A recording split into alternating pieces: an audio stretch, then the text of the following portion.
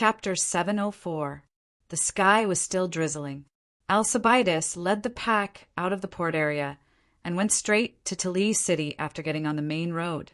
Since Alcibiades owned a lot of properties in Turin, he would come to Turin almost every month or two. Every time he came, he would find some changes in the urban area of Turin. He often lamented that the kingdom of Dionia was developing too fast. This time, there were many new changes in the city of Turin. In the past, there were more than a dozen large water wheels along the Crati River in Turin, which transported clear river water to the city through the viaduct. The water would then be transferred through the water towers to the large fountains distributed in an orderly manner throughout the city. The residents only needed to go to the fountain nearest to their homes to fetch water. It was very convenient, and there was no need to worry about water supply at all. The drought this time taught the people of Dionia a lesson. Not only did it make them cherish water more, but it also made them prepare for a rainy day and take more measures to store water. For example, in the residential areas of the outer city, every household built a reservoir in the courtyard and covered it with wooden planks to prevent water from evaporating. Many citizens even raised money to build a small altar of Poseidon in their residential areas. Although the drought had ended, there were still many people lining up in front of the temporary grain stores that the city hall of Thurii had set up in the various markets of the city. There were even more people than before because the food stored in the homes of the people had basically been eaten up. Alcibiades looked at the long queue in front of him. The people basically maintained good order. He thought of a series of recent events in the country. His mother state, Ligum, did not have fertile land and did not produce much. After becoming a free city of the kingdom, Ligum was backed by Dionia. Its trade was prosperous, the territory was safe, and the citizens were rich and extravagant. The people did not have extra food reserves. After the drought ravaged Ligum, several rivers in the territory were cut off, and the city soon began to run out of food. The council of Ligum panicked and hurriedly asked the kingdom of Dionia for help. The Devers ordered a quantity of corn allotted to Ligum and sent word that each man should control his purchases. The officials of Ligum did not take it to heart at all. The grain was put on the market and was bought up by the rich people of Ligum in the blink of an eye. So they had to ask for help from Dionia again. The Devers, in spite of their sullen and angry faces, authorized another shipment of grain to Ligum, warning them that Dionia's reserves were to feed nearly 2 million people in the kingdom, and that there would be no surplus for Ligum. If there is a food shortage in the future, please think of a solution on your own. Logically speaking, Billy Jim should have learned his lesson this time, but he didn't. The generals and council members of Ligum divided up the grain in private, and some even sold it in their own grain shops at a high price. The merchants of Ligum also took action, going all over the Mediterranean to buy grain, then shipping it back to the Ligum market to sell it at a high price. They even went to Dionia to make money in the same way, but they were severely punished by the kingdom's Ministry of Commerce. In the city of Ligum, there were not only wealthy merchants, but also ordinary civilians and a large number of port freemen. They did not have enough money to continue to buy grain in the market, and the price of grain in the city was too high, but the council did not impose strict restrictions, causing the people to complain. It was at this time that someone exposed the fact that the Ligum council had twice embezzled the free relief grain from Dionia, which finally aroused the anger of the people. They gathered, robbed the grain shops, injured the merchants, and even shouted the slogan, "We don't want to be a free city. Ligum should be completely integrated into Dionia."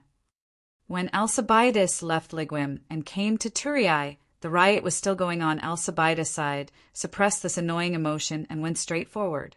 After passing the interrogation of the city guards, he led the pack into the inner city. It was almost dusk, but the Victory Square was still very lively. Vendors were selling their goods loudly. Bards were rapping and singing. Some students from the Dionia Academy were giving speeches, both to exercise their courage and knowledge and to promote their profession to the people, and some artists were performing their poems, music, and even plays they had just created, and went back to improve their works through the audience's response and feedback.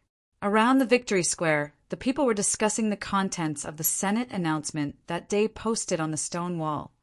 Under the steps in front of the library, young people were reading stories from books, surrounded by children who were listening attentively. Beside the fountain in Turi, women were chatting while drinking water, and children were laughing and having a water fight.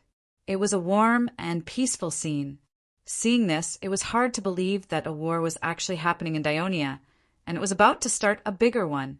Alcibiades sighed inwardly. He passed through the Victory Square, bypassed the Senate Hall, and arrived at the forbidden area that the people of Thurii named the Hill of the Kings, and was immediately stopped and interrogated by the palace guards. Alcibiades stated his identity and origin, and a guard immediately rode to the king's mansion at the top of the mountain to make a report. While Alcibiades was waiting, the guards checked the items he was about to bring up the mountain. Alcibiades was already used to this. At this moment, a white-covered carriage pulled by 2 white horses came from the east under the protection of the guards. Although the carriage was not inlaid with gold or silver, the exquisite design of the carriage, the gorgeous decorations on the roof, and the elegant clothes on the white horses all showed the elegance and nobility of the owner of the carriage. "Brother!" The curtain on the side of the carriage was lifted, and a beautiful face was revealed. Agnes let Alcibiades into the carriage, and had the pack that had been checked follow closely behind as they headed towards the top of the mountain. "Is father feeling better?" Agnes asked with concern. "He's the same as before, paralyzed on the bed and unable to walk. The doctors sent by His Majesty have treated him several times, but there's not much progress. But he doesn't throw his temper like before, and just 2 days ago he told me that he wanted to come to Thurii to see you. But Alcibiades shrugged helplessly. Agnes' face was immediately filled with melancholy when she heard this. She obviously knew what Alcibiades was referring to. All these years, the chief general of Legem, Autolycus, would always use all sorts of indirect methods to hint to the Devers that they should choose Apox, the son of Agnes, as the heir to the throne. 2 years ago, at a family banquet, Autolycus, who had drunk a little too much, publicly declared, "Christoia isn't a pure Greek. Greeks in Asia Minor often marry foreigners, and was once a princess of Persia. If her child, Crotocatax, inherits the throne, I'm afraid it will cause public criticism. Moreover, Crotocatax's personality is too gentle, and he's not suitable to inherit the throne. Apox, on the other hand, is intelligent and has a pure bloodline, so he should be a suitable successor to the Devers." After these words were said at the banquet, the Devers flew into a rage. What he hated the most was the interference of others in matters related to the succession of the throne, and deliberately stirring up disputes to destroy his family. In his anger, not only did he smash the wine jar in his hand, but he also ordered the guards to chase him out of the mansion, ordering him to return to Legem immediately and never to come to Turin again. From then on, Autolycus's prestige in the Legem Council was greatly reduced, and the councillors who usually tried to curry favor with him began to distance themselves from him. Autolycus, who had suffered such a blow, was depressed and drank all day long. One day, he suddenly fell down and fell into a coma. After being rescued, he regained consciousness, but his lower body was paralyzed and he could not walk. Thinking of these past events, Agnes's expression became gloomy. After all that had happened, she who had been caught in the middle was the most uncomfortable. On one hand, she felt very sorry for Christoia, although Christoia later generously expressed that Autolycus's words were drunken, and that she did not mind it. She even got along with Agnes as before, but Agnes had always felt guilty. On the other hand, her father had fallen ill from drinking, and she felt that she had to bear part of the responsibility. So this matter had always made her feel guilty. At this moment, she hesitated for a moment and said, "I will ask His Majesty to lift the ban and allow father to come to Turin." Alcibiades shook his head and said, "Agnes, you must not ask His Majesty. You know father's temper. If he doesn't come to Turin, it will be good for you and the children." Hearing this, Agnes opened her mouth, but in the end she remained silent. Seeing this, Alcibiades comforted her, saying, "Father can't come. You can go to Hegemon to see him." Agnes's eyes suddenly lit up. "Yes, I can go to Hegemon. His Majesty shouldn't stop me." The two chatted in the carriage about recent interesting things in Hegemon for a while, and then arrived at the king's mansion. As soon as they got out of the carriage, they saw a few figures rushing over. "Uncle! Uncle!" According to blood relations, only Agnes's 2 children had the right to call Alcibiades uncle. However, in order to not let the children become estranged because of this difference in kinship, the Devers had specially talked to Alcibiades and made all the children call him uncle from the start. So the children running at the front were not Apophis and Avia, but Bryant and Eunice. "Uncle, what good gift did you bring us this time?" Bryant said, his eyes staring straight at the pack behind the carriage. Chapter 705. Eunice didn't say anything. She just looked at him eagerly. The reason why Alcibiades was so popular with the children was that he would bring all kinds of gifts for them every time he came. "Of course, I brought gifts for all of you this time. However, don't worry. Line up first and take them one by one." Alcibiades smiled and patted Bryant's little head. "Line up. Everyone line up." Eunice immediately acted like a big sister. She directed her siblings according to their ages and quickly lined up. "Great, Eunice!" Alcibiades praised and waved his hand at his subordinates. A servant immediately brought over a pure white pony. "Oh, she's so beautiful!" Eunice's eyes were glued to the little white pony. "This is a pony I bought from the nomadic Bedouins east of Canaan. It's said to be especially good at running. Eunice, she's yours now." Alcibiades said with a smile, "Really? That's great." Eunice was extremely excited. She hugged Alcibiades and gave him a big kiss. "Uncle, thank you so much." Then she ran over to lead the pony. The servant quickly handed the reins to Eunice. The pony snorted and then docilely licked Eunice's hand. Eunice cried out excitedly again. Alcibiades touched his face and smiled. He looked back at his nephew. "Abalus, do you want a pony too?" Abalus tilted his head and revealed a mischievous smile. "Uncle, if I want a white pony too, can you give it to me?" This observant little fellow, Alcibiades, patted his shoulder lovingly and smiled. "I don't have a second pony, but I have this." He waved his hand, and a servant brought over 7 or 8 sandpaper rolls. Alcibiades pointed at them and said seriously, "There are poems written by the Egyptians, stories about the Egyptian gods, and part of Egypt's past history. I spent a lot of time and effort to buy them from the Greek scholars in Naucratis. If you don't like them, I'll be very sad." Apox immediately gave Alcibiades a strong hug excitedly. "Thank you, Uncle. I like it very much." "Uncle, where's mine?" Bryant asked impatiently. "Don't worry, you won't be forgotten," Alcibiades said as the servant walked over. "Ah, puppy!" Bryant barked excitedly. In the servant's arms there was a milky white puppy barking. This is a Saluki. In Egypt, they're known as the Pharaoh's hound. They're very good at running and are very loyal to their masters. They can catch wild geese and hares, and they even dare to fight crocodiles and hippopotamuses. When you grow up, before Alcibiades could finish, Bryant had already picked up the puppy excitedly and ran away. This child. Alcibiades smiled and looked at his niece, Olivia, who was standing in front of him. Olivia, who had always been quiet, widened her eyes and stared straight at the little black cat in another servant's arms. Alcibiades did not say anything else and immediately placed the cat in her arms. Avria hugged the kitten in a flurry. The kitten meowed and rubbed her hand with its whiskers. Olivia thought that it was extremely cute. She looked up and asked Alcibiades, "Uncle, what's its name?" "It doesn't have a name yet. From now on, you're its master. Of course, it's up to you to name it," Alcibiades said with a smile. And so, Olivia stroked the cat gently as she lowered her head and pondered. Brother, I heard that in Egypt, black cats are the incarnations of gods. Agnes, who had been watching from the side, said worriedly, in the hearts of the Egyptians, it's not just black cats. Cows, crocodiles, eagles, leopards. Many animals are objects of reverence.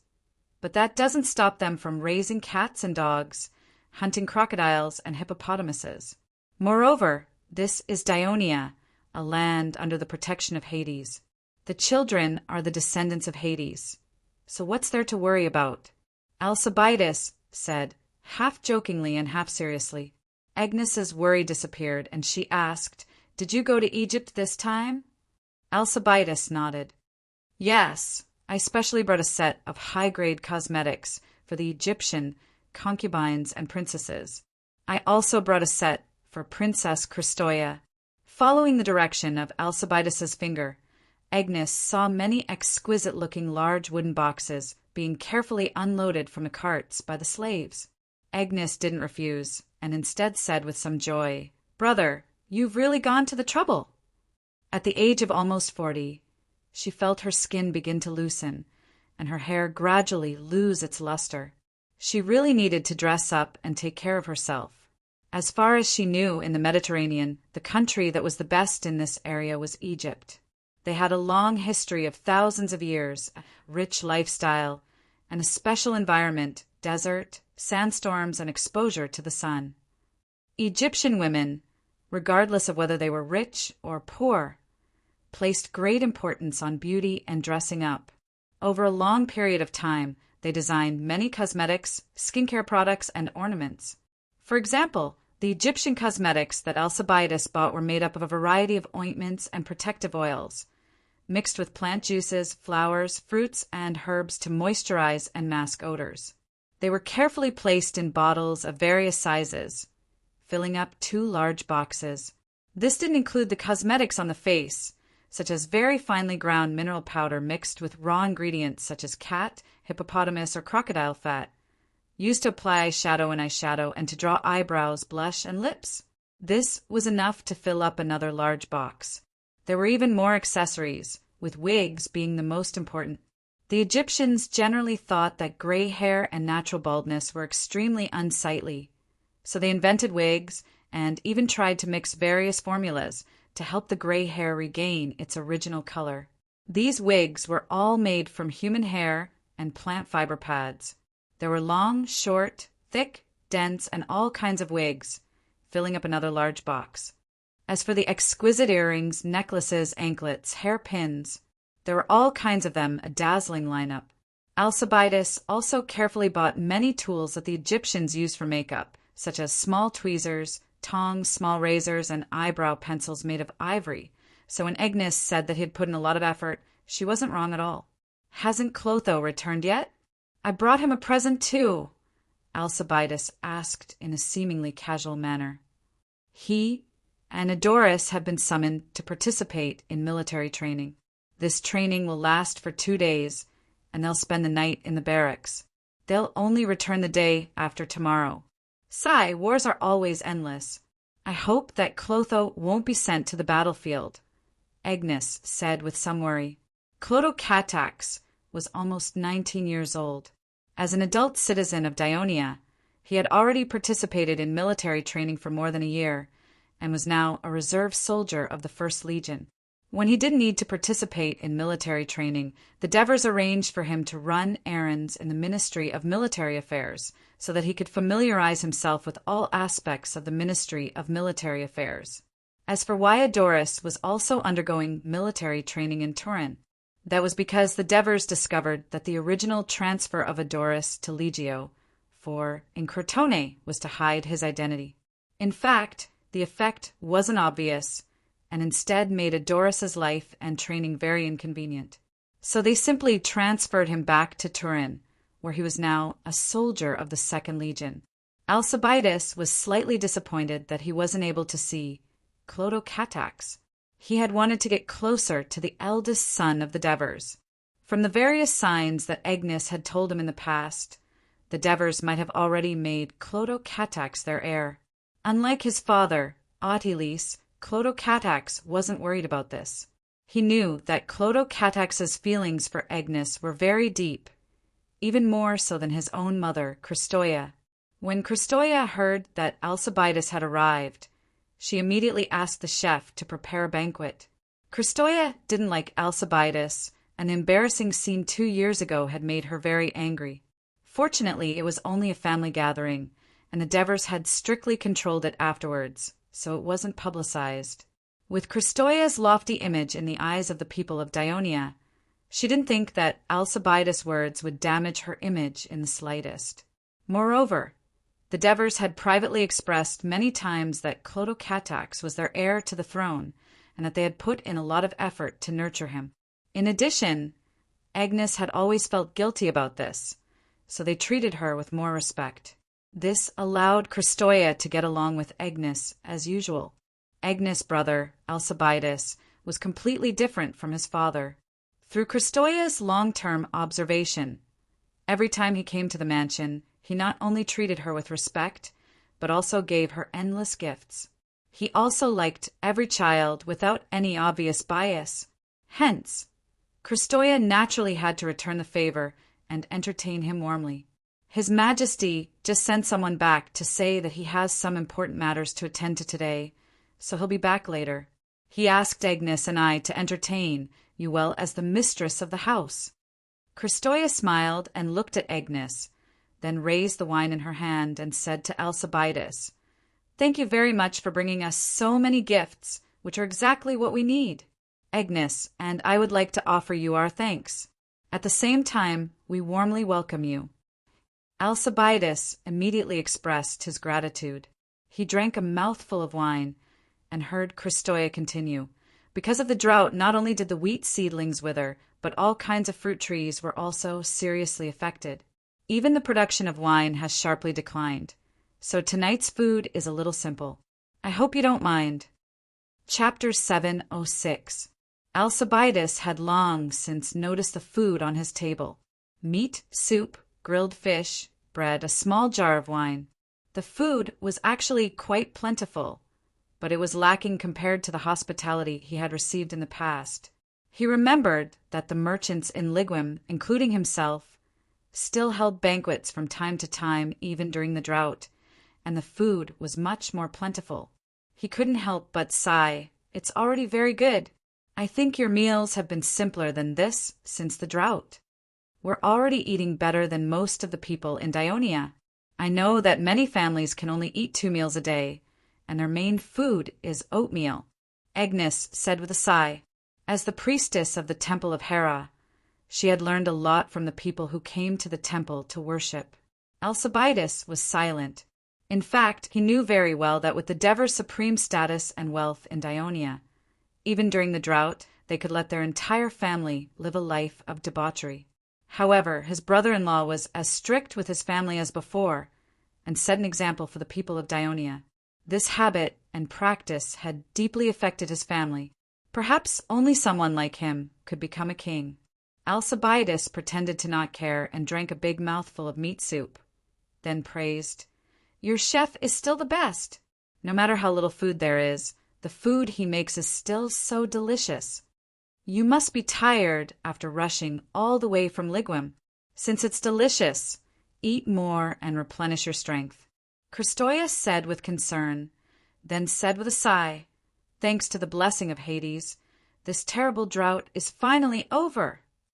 She looked at Alcibiades and asked with concern, "I heard that the people of Ligum rioted because they couldn't afford to buy food, and many nobles and merchants were injured. Your shop wasn't damaged, was it?" "Thanks to His Majesty's prestige, the angry people completely avoided my shop and workshop." Alcibiades said gratefully, this was indeed the truth. The rioting people of Ligum prayed to the kingdom of Dionia, and naturally would not attack Alcibiades, who was related to the king of Devers by marriage. "Your Ligum council has gone too far. You don't care about the lives of the people at all. You deserve to be attacked by the people. That was her hometown after all. How could she not be worried when she heard that the people of her hometown were starving?" If you had allowed my sister's bank to enter Ligym back then, the people there would have been able to get loans from the bank to buy food. Agnes' words were obviously a little naive. The riots in Ligym were not a matter of whether the people had money or not, but rather the uncontrollable madness of the merchant class. But when Ligym became a free city of the kingdom of Dionia, one of the conditions made by the people of Ligym was that the Bank of Kristoia should not be allowed to establish itself in Ligym, because Ligym was a prosperous city and usury was an important means of making money for the merchants of Ligym. If the Bank of Kristoia was established in the city, with its interest rate far lower than that of usury, the whole business of usury in Ligym would soon collapse. Alcibiades awkwardly wiped his face with his hand and suddenly said, "Maybe it won't be long before Kristonia Bank enters Ligor." Kristonia's almond-shaped eyes widened slightly, and she asked in surprise, "Why?"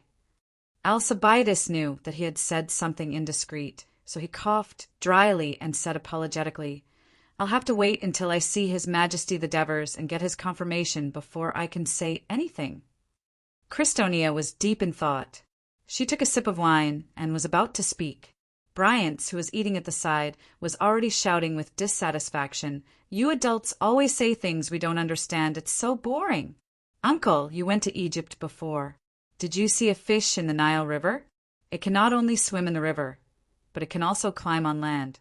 It's very fierce, and not only does it eat people, even lions can't beat it.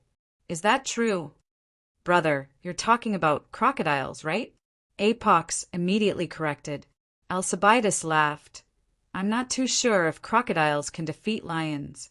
But crocodiles do eat people, and according to the rumors of the Egyptians, crocodiles even ate a great pharaoh." Apox was immediately interested and said, "Uncle, tell us the story." Under the urging of the children, Alcibiades did not refuse in order to avoid Kristoia's question. He carefully thought about it and said, "You should all know that the center of Egypt is in Memphis." The children nodded together. At school, the teachers had taught them the basic knowledge in this area. "Then do you know that the Egyptian pharaoh is also known as the king of Upper and Lower Egypt?" Only Apox nodded, and the other children shook their heads. Alcibiades explained patiently, a long, long time ago, Egypt was not a unified country. It was divided into two countries, Upper Egypt and Lower Egypt. Lower Egypt was located in the downstream area of the Nile River. At that time, because of the floods, swamps and beasts ran rampant. The population was relatively small. Later, the king of Upper Egypt started a war and finally unified Egypt.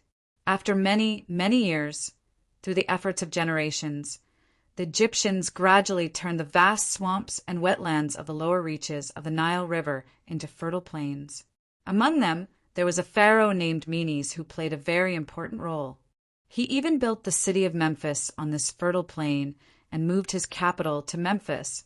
Except for Olivia, the other three children were gradually attracted by Alcibiades' story and listened very carefully. Menes was a very successful pharaoh. Under his rule, the kingdom of Egypt became more and more powerful and prosperous. One day, the weather was very hot, but he took his entourage to hunt. Not long after, they felt thirsty, so the group came to the Nile River. Pharaoh Menes asked his men to fetch water, and he sat by the river to rest. In the end, something that looked like a broken tree trunk was floating in the river not far from him. It was actually a crocodile in disguise. It suddenly pounced on Menes, who was not far from him, and bit him. Before his entourage could react, it dragged him into the river. The Egyptians organized an army to search the Nile River, but in the end, they did not find his body. Not long after, the Amon temple sent out an oracle. King Menes was brought to heaven by the crocodile god because of his great achievements. In the evening, the Devers who returned to the mansion received Alcibiades in the study. "This time you brought many gifts for Crystal, Agnes, and the children. They are very happy. The children even prefer to see you, not me, their father." The Devers said jokingly, "Your Majesty, it's not easy for me to come here. Buying these gifts was something that I did in passing. It didn't cost much, and I'm very happy to make them happy, Alcibiades said hurriedly. To the children, you're a good uncle. To Crystal and Agnes, you're a good relative. To me. The Devers smiled slightly. You've done very well. Agnes has told me about her wanting to go to Ligium to see your father. I've basically agreed, but not now. The situation in Ligium is very chaotic and not very safe. What measures does your council plan to take to stabilize the situation? At this point, the Devers finally got to the point. Alcibiades blushed with shame and said in a low voice, "The council has been debating whether to suppress the riots. Until now, they haven't come up with a concrete plan. Are you going to ask the Senate of Dionia to send troops to suppress the people of Ligium?" A sneer flashed across Devers' lips. In fact, he knew the situation in Ligium like the back of his hand. This time, the riots in Ligium were partly due to the intelligence department under him. According to the laws of Dionia, as a free city, Ligium could not have its own army, of course. As the main body of a city's army, most of the ordinary citizens had participated in the riots. Under normal circumstances, the kingdom could not interfere with the internal affairs of its city. Therefore, if Ligium wanted to use the army to quickly suppress the riots, it could only apply to the kingdom of Dionia. Alcibiades smiled bitterly and shook his head. It's very cruel to stab one's own people with a spear. It's not just me. Some of the clear-headed people in Ligium don't agree with this. Oh! The Devers was slightly surprised and asked, "Then what are you going to do?" "Your Majesty, I believe you know very well that the Ligium Council's management of the city has been very chaotic for the past 2 years. Many people don't want to manage the city well, but want to use power to satisfy their own selfish desires. Therefore, after they are elected through various fraudulent means, they often make proposals that are beneficial to their interests and detrimental to the development of the city. Many public positions in the city are held by their relatives or people who have no ability but have bribed them. Ligium seems to be prosperous, but in fact, the people have been dissatisfied with it for a long time. The drought this time only made the people's anger explode," Alcibiades said with a pained expression. The Devers listened calmly. Of course, he knew the situation in Ligium very well. In fact, if it wasn't for Adelaide Cruz's illness, the political situation in Ligium would be better. After all, he had the ability and prestige to control the council. Now, none of the elected generals and councillors in Ligium could control the overall situation. As a result, the riots had been happening for a few days, yet the council could not come up with a decent measure. Chapter 707. We can't let this situation continue in Ligium. Alcibiades suddenly raised his voice and said, "I've discussed with some people and decided to unite the people of Ligium. We'll hold an emergency citizens' meeting and vote together for Ligium to be fully integrated into the kingdom of Dionia." Hearing this, the Devers could no longer hide the surprise on his face. He leaned towards Alcibiades and asked, "Is your father behind this?" He knew Alcibiades, his brother-in-law. He was very talented in business, but he was not very interested in politics. Such an important matter that would determine the future of Ligium would be difficult to implement without the strong push of a famous and capable politician. "My father is not very interested in the politics of Ligium now, and he doesn't have the energy to do these things." Alcibiades glanced at the Devers and said, "This matter was proposed by General Phaedon, and he is the one who pushed it." Phaedon. The Devers touched his chin. He had been paying attention to this person. The general who led the army of Ligium made a great contribution in the war against Syracuse. After the war, he was also respected by the people of Ligium. For several years, he was elected as the general of Ligium, and for 1 year, he was the chief general of Ligium. However, even though he was resolute and decisive on the battlefield, he frequently suffered setbacks in the political arena. His proposals often failed to pass the Senate, and his ability to govern was criticized by many people. There were also scandals that his relatives used his power to accept bribes and gain benefits. Phaedon took the blame and resigned, and in a fit of anger, he announced that he would no longer hold any public office in Ligium. According to some inside information obtained by Aristyra's intelligence department, Atiri Cruz was secretly behind the criticism of Phaedon in the Parliament of Ligyum. The Dever's father-in-law, who had a strong desire for power, obviously did not want to see Phaedon, whose prestige had greatly increased, control the politics of Ligyum. Alcibiades saw that the Devers did not speak, and thought that the king was doubtful that Phaedon alone could successfully implement this matter. So he emphasized again, not only Phaedon, but also some merchants have clearly expressed their support. Then Alcibiades named several people. The Devers were surprised. These people, like Alcibiades, were famous merchants in Ligyum. Were they not worried that after Ligyum was fully integrated into the kingdom of Dionia, they would lose some of the rights they used to enjoy? Alcibiades saw the Devers' doubts and explained, "Your Majesty, Ligyum is too small for us. We want to become real merchants of Dionia and have greater business in the entire Mediterranean. We firmly believe that after the war between Dionia and Carthage, the merchants of Dionia will have an unprecedented and precious opportunity to set foot in a trade area that they have never set foot in before." Alcibiades was a little excited. So that was it. It was not that they cared about the people, but that they were driven by profit.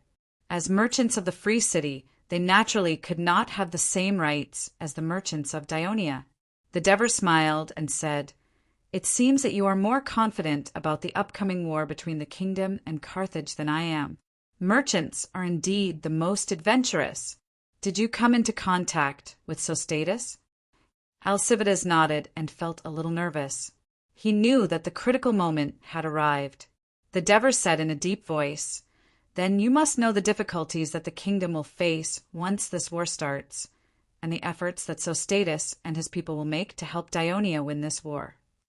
Alcibiades said without hesitation, "We merchants of Ligyum have more financial resources than the Turians. If the Turians can do it, we can do it too. If the Turians can't do it, we can do it too." The Devers did not say anything easily. Instead, he said in a deep voice, "Very well. I hope that the merchants of Ligyum can prove it to me." "Your Majesty, you will see it very soon," Alcibiades said confidently. While Alcibiades was talking to the children about ancient Egypt, the foreign minister of Dionia, Ansitanos, had arrived at the oldest kingdom in the eastern Mediterranean, Egypt. Egypt had established a unified kingdom more than 2,000 years ago. Its economy was prosperous, its national power was strong, and it had created a splendid culture.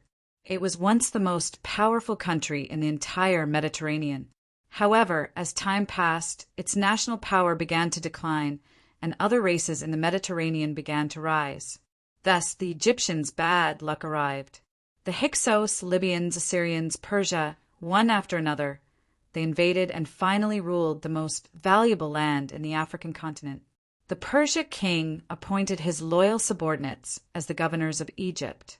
He squeezed the Persia and plundered their wealth to satisfy the extravagant lives of the Persian nobles and provide the material foundation for the further expansion of the Persia. The Egyptians were not willing to be ruled and oppressed by the other races. In 100 years, they rebelled many times. During this time, in 460 BC, Athens was at its most powerful. Athens' navy pressured Persia to the east, forcing them to shrink their defense line. In the south, they faced the army of Peloponnesus and won the two battles at Aegina and Megara. Athens even called this year the Year of Glory. At this time, the Libyans in Lower Egypt revolted and tried to overthrow Persia's rule. They asked the powerful Athens for help. Athens agreed and sent a navy of 200 warships to Egypt. At first, they won some victories and even captured the city of Memphis.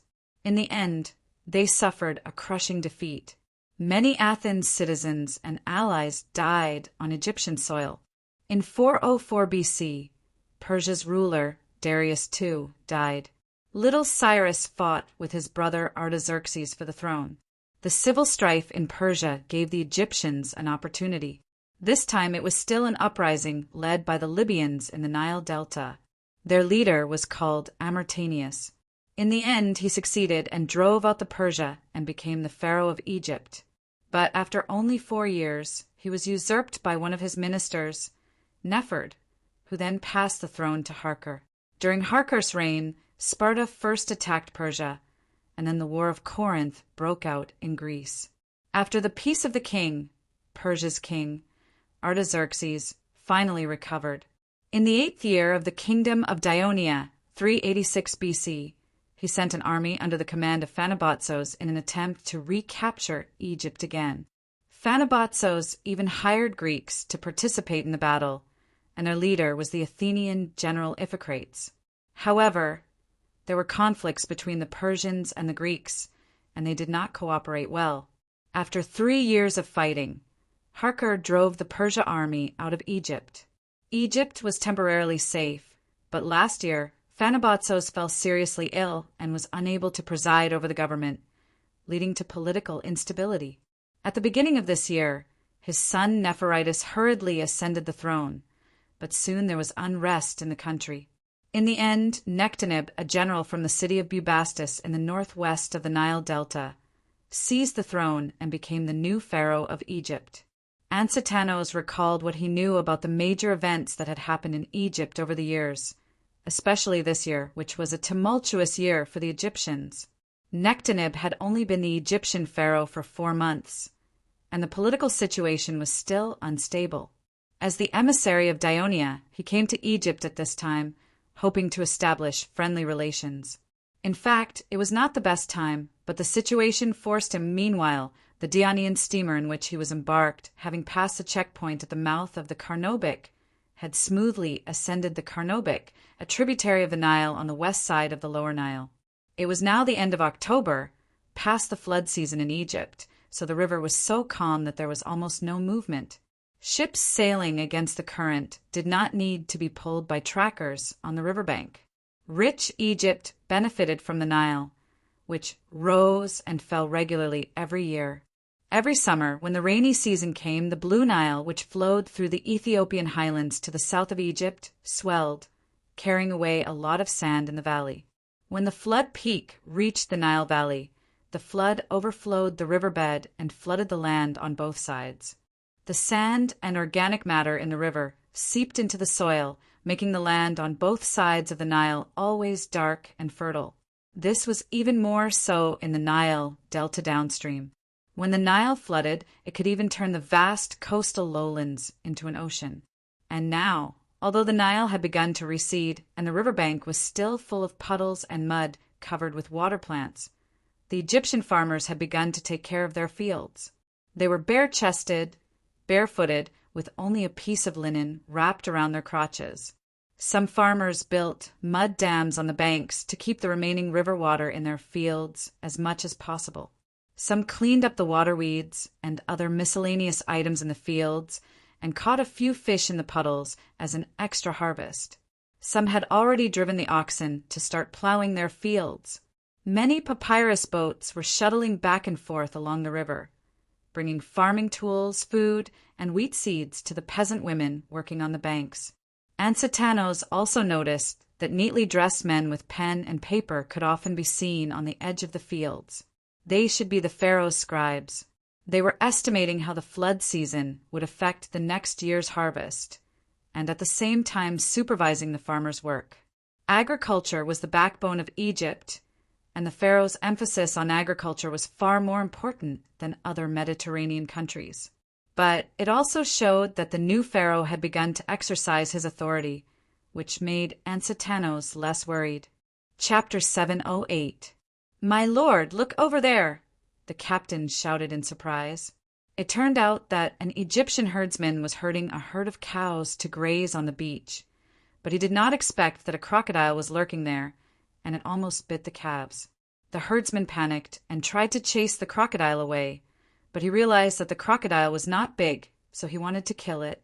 He ordered his hounds to harass the crocodile to prevent it from escaping back into the river, while he held a wooden stick and began to attack it cautiously. The thrilling scene soon attracted the attention of the papyrus boats and the farmers nearby. They gathered around with pickaxes in their hands to watch the show. Someone even shouted, "Hey, do you need my help? But you have to give me some points after you kill the crocodile." It was rare for the farmers to have a moment of leisure in their busy and boring work. At noon, Ansetanos and the others passed by a city, Naucratis.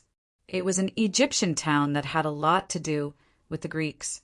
More than 200 years ago, the Egyptians, with the full support of Greek mercenaries from Ionia and Calia, overthrew the rule of Assyria and gained independence. Pharaoh Psammetichus accepted the Greeks who had made great contributions and built the Daphne Castle in the eastern part of the Nile Delta for the Greek soldiers to live in. He also issued an order to open Egypt's trade to the outside world and allow the Greeks to live in Egypt permanently. Therefore, the Mylians built a processing workshop by the Kerobic River.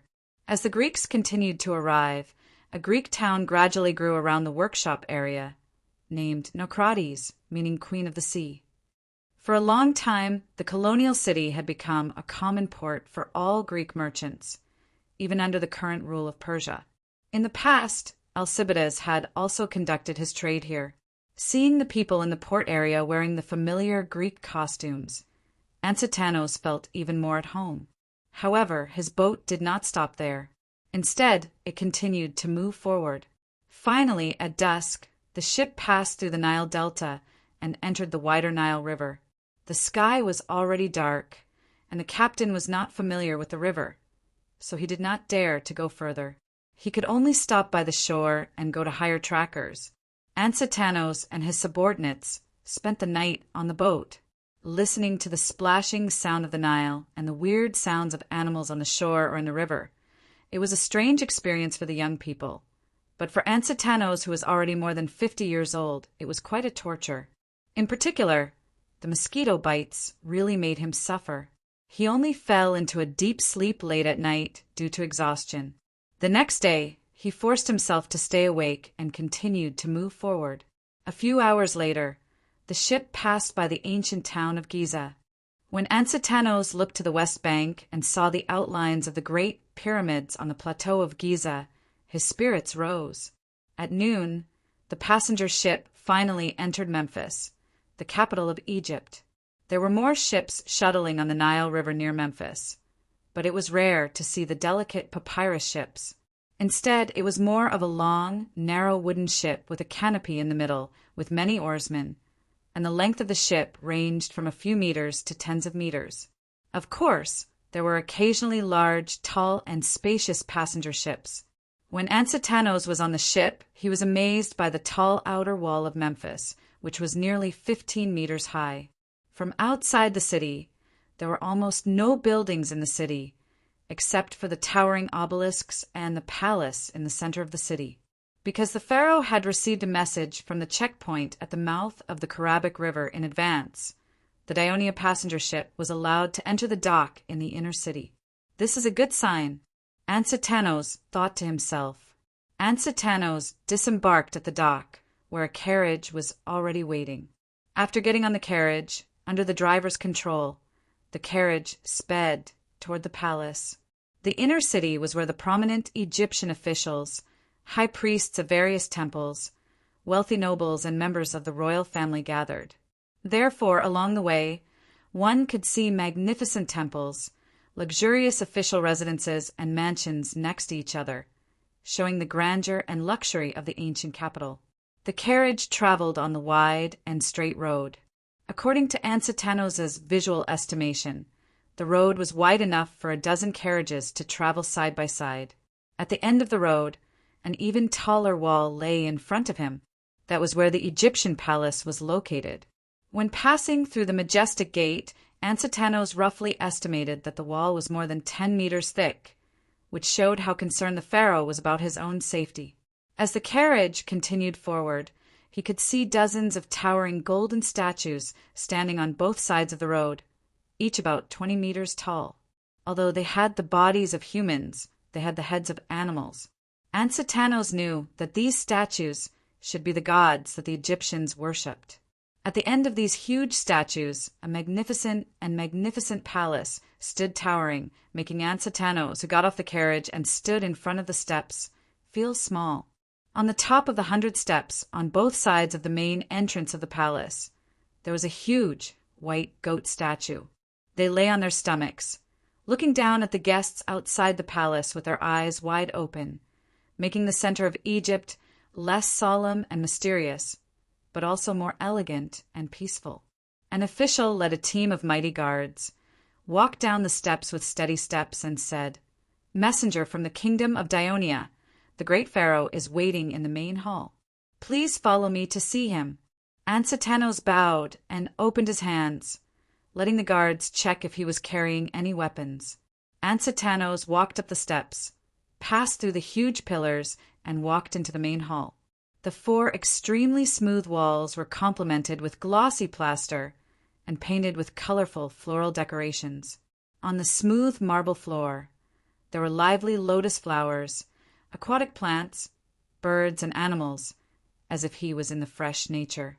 In addition, there were all kinds of strange and exquisite gold and silver utensils in the hall, making the entire main hall look magnificent. Pharaoh Nectaneb sat high on the throne. This general-born pharaoh was tall and strong, with dark skin.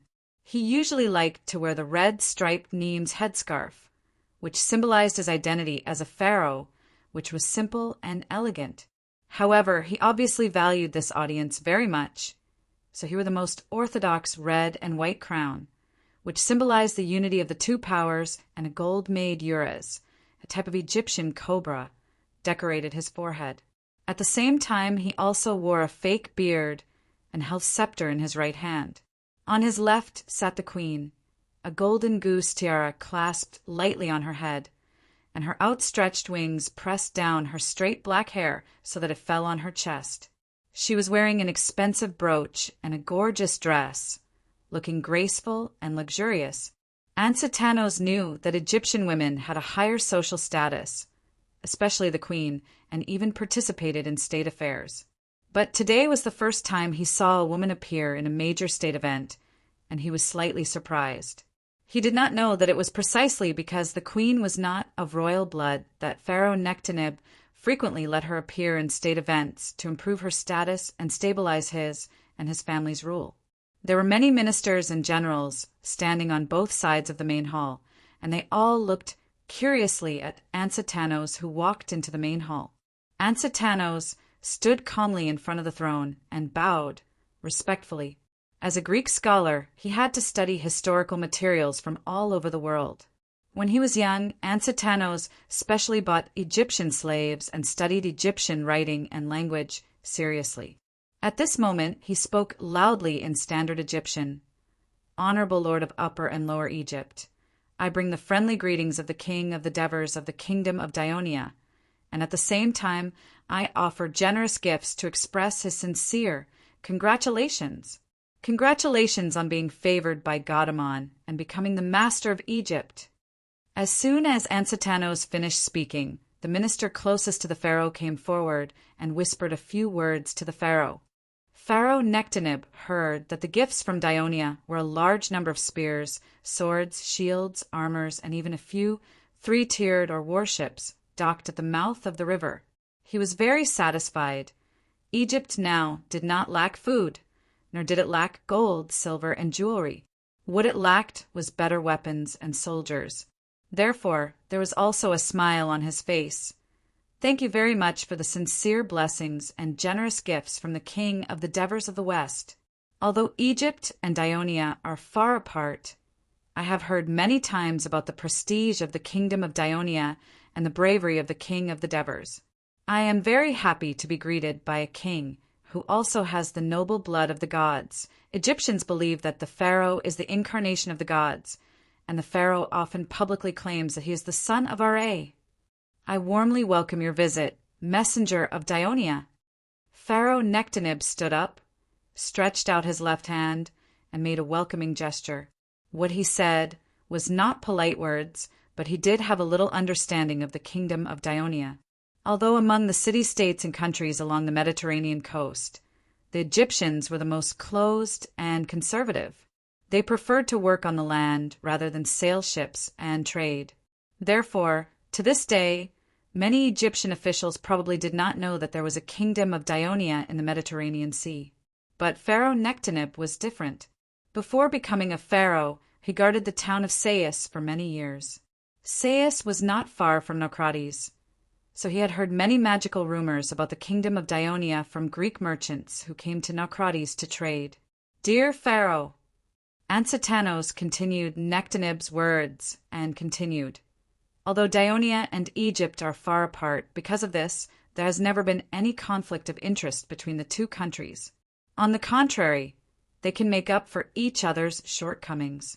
Therefore, the king of the Devers hopes that Dionia can establish a more friendly relationship with the country ruled by the pharaoh. Chapter 709. Just a friendly exchange. Pharaoh Nectanebo sat down again, his eyes gleaming brightly. Nectanebo's rhetorical question stunned Ansetanos, but the pharaoh continued, "Why not form an alliance?" Ansetanos was really stunned this time. He did not expect Nectanebo to be so direct. Nectanebo did not care about his surprise and said seriously, "As far as I know, the citizens of Dionia are mainly Greeks. Egypt and Greece have always been friendly, and the city of Naucratis is the proof. Over the past few decades, the Greeks have helped Egypt fight against the tyrannical Persia many times. Today, there are many graves of the Athens people outside Memphis. Those are the sacrifices that the Greeks made when they joined forces with us to fight against Persia 70 years ago. We need to continue this friendship." Nectanebo said with a slightly emotional tone. He had obviously ignored the fact that the Athens people were hired by Persia to attack Egypt a few years ago. It turned out that the Egyptians hoped to form an alliance with Dionia to help them defend against Persia's attack.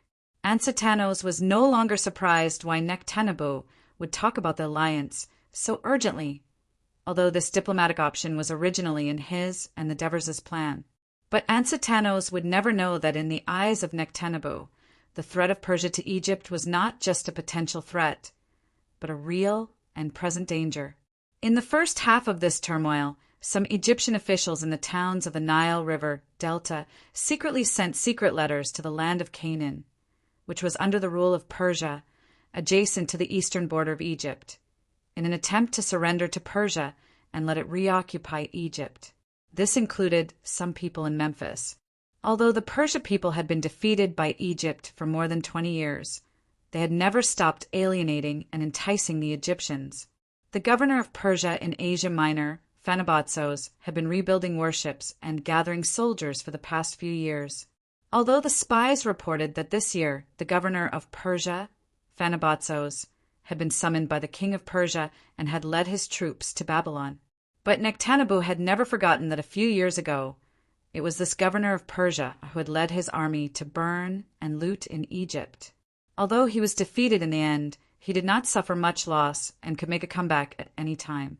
If it weren't for Nectanebo's slogan of preferential treatment for the monks, Pharaoh Hakal had restricted the monks from owning too much land and farm, which won the support of the Egyptian temple priests, Nectanebo's army would have been unstoppable.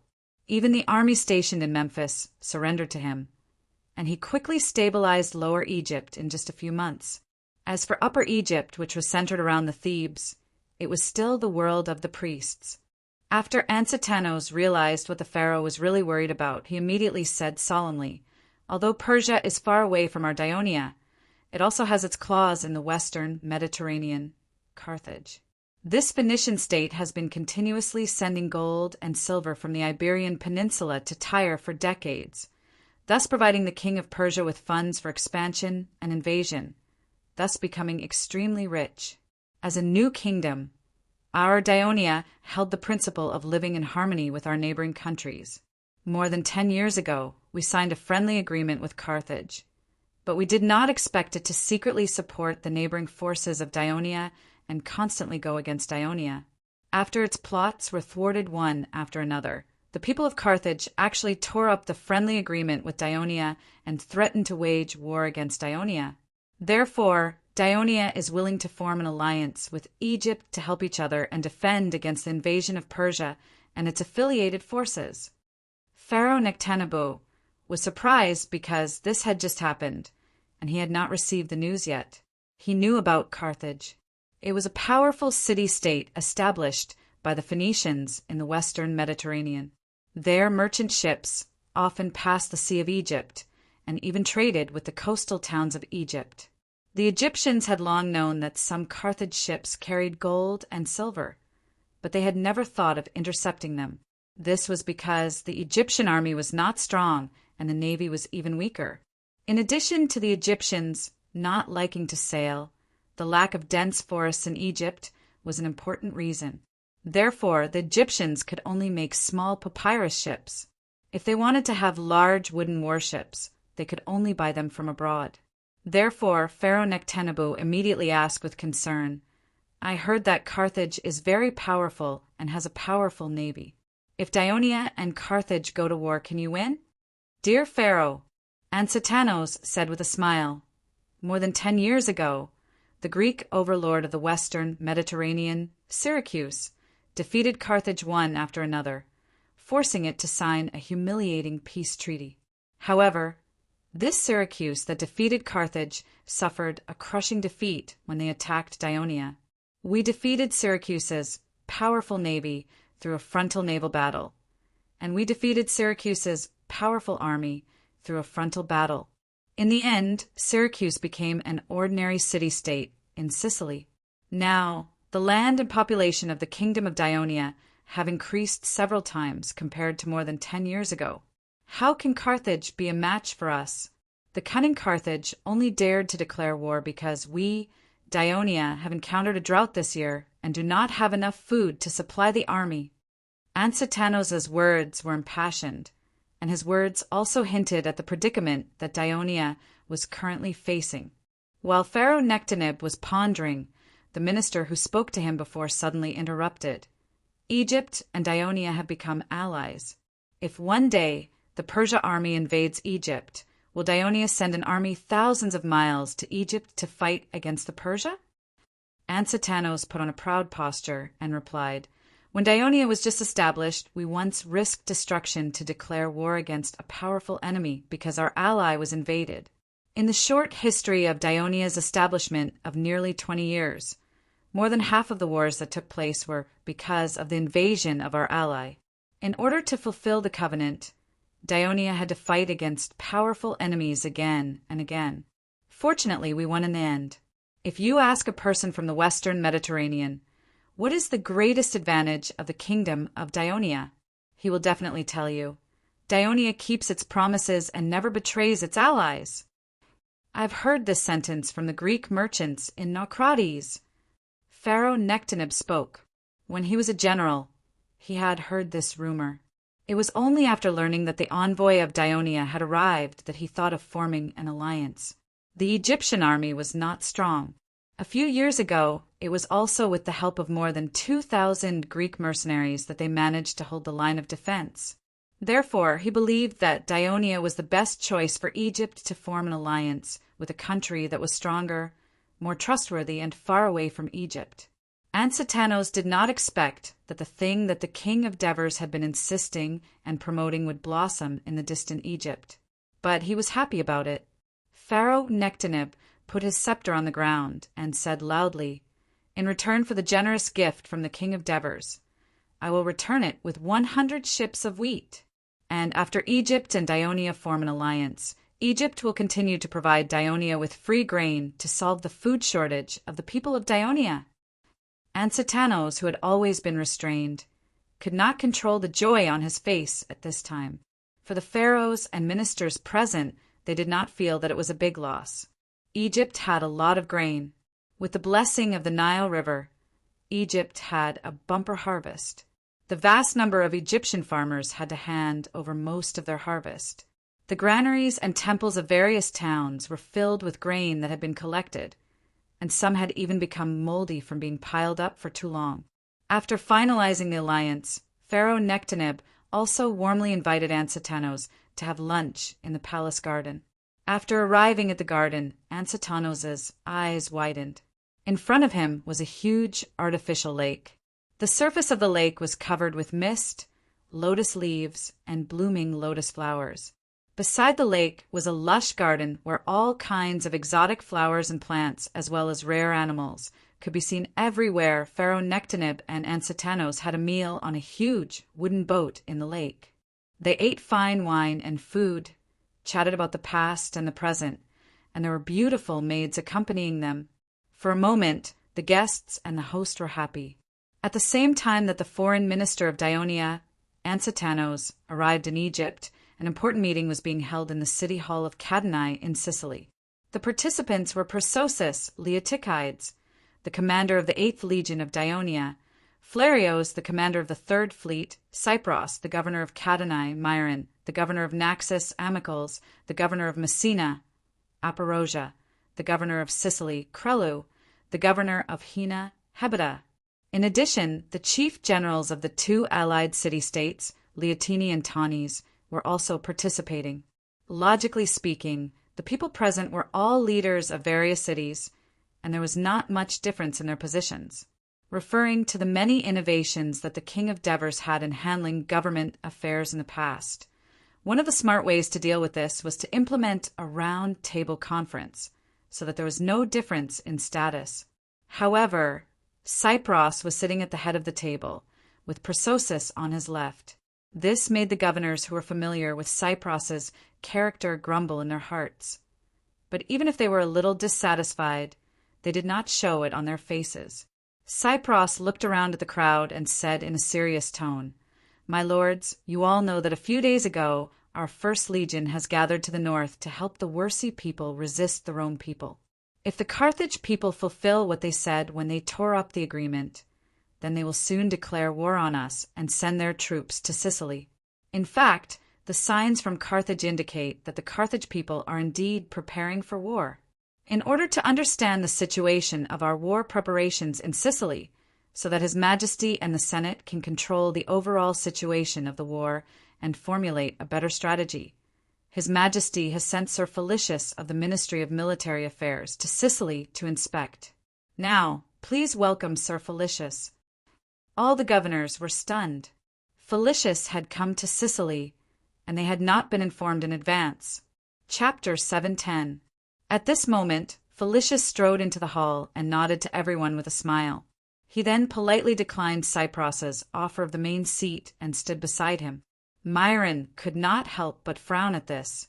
Felicius looked around at the crowd and said humbly, "Before I came, His Majesty had solemnly told me, 'You can only bring your eyes and ears when you go to Sicily.' So, I'm not here to supervise you, nor will I interfere with any of your arrangements.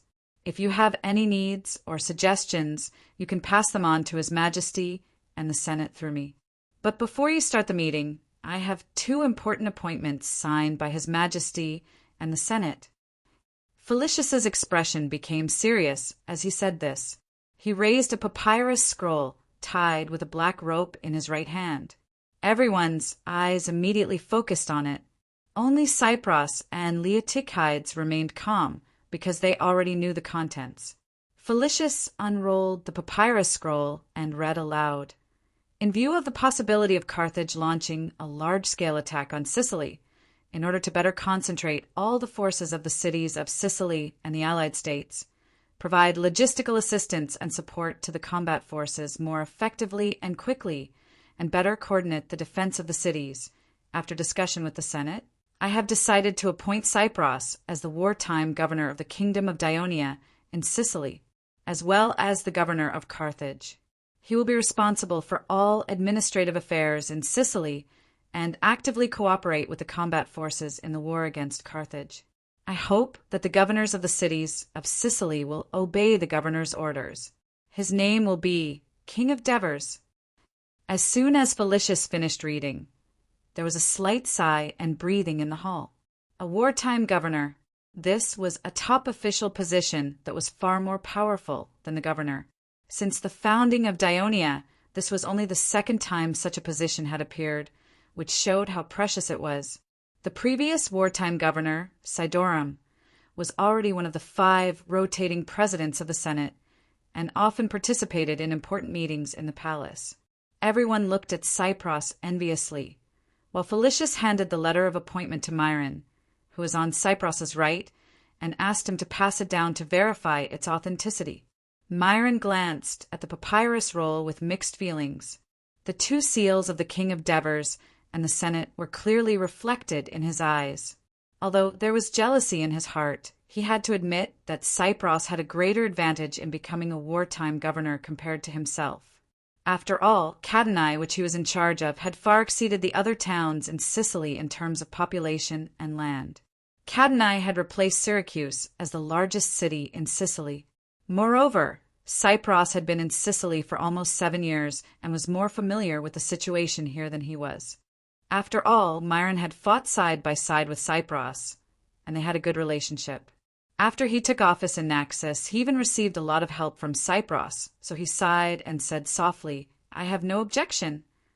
Even the governor of the second largest city of Dionia in Sicily, Milan, who had outstanding qualifications and achievements, said so no one else would object. Felicius took out another papyrus roll. Everyone's eyes suddenly lit up again. Who would it be this time? What position would it be? "I hereby appoint Prososus, the commander of the 8th Legion, as the commander of Sicily. He will be responsible for commanding all the land troops of Dionia and their allies in Sicily to fight against the Carthage people. Signed, Devers." The content of this appointment was very short. That was because this was a military appointment and the Devers could make the decision directly without going through the Senate. Moreover, there was only one senior army general in Sicily. Prososus and other administrative officials would not argue with him. So, the Devers did not need to explain in detail. Therefore, after listening to this, there was no unusual emotion, only a slight disappointment. The appointment was over just like that. When Felicius finished reading, he turned his head to look at Leotychides. He was the first senior general to be appointed as a commander, but the failure at the Battle of Ramato River cast a shadow over his military career. In the face of the latecomer, there was only hope and encouragement in his eyes. "Congratulations, Commander Prososus. I hope that you will win the war in Sicily under the protection of the Hades." Prososus nodded to express his gratitude and took the letter of appointment. His face was still expressionless, but his heart was surging. After staying in Dionia for more than 10 years, he had finally become a regional commander. This was the highest position in the Dionysian army. The commander-in-chief and the commander-in-chief could only be held by the king of Devers, and he could command tens of thousands of soldiers in battle. He was no less than a king of Sparta. "Thank you, Your Majesty and the Senate, for your trust in me." Now, with Carthage tearing up the friendly agreement, Sicily is not only the territory of Dionia, but also the other Greek city-states will suffer a great crisis.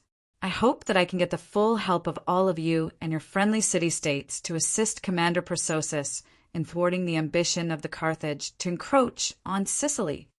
The newly appointed wartime governor, Cypros, made his announcement with great emotion. Next, I would like to invite Commander Prososus to analyze the military situation before the war. Leotychides immediately stood up and walked to the large map of Sicily that had long been hung on the wall.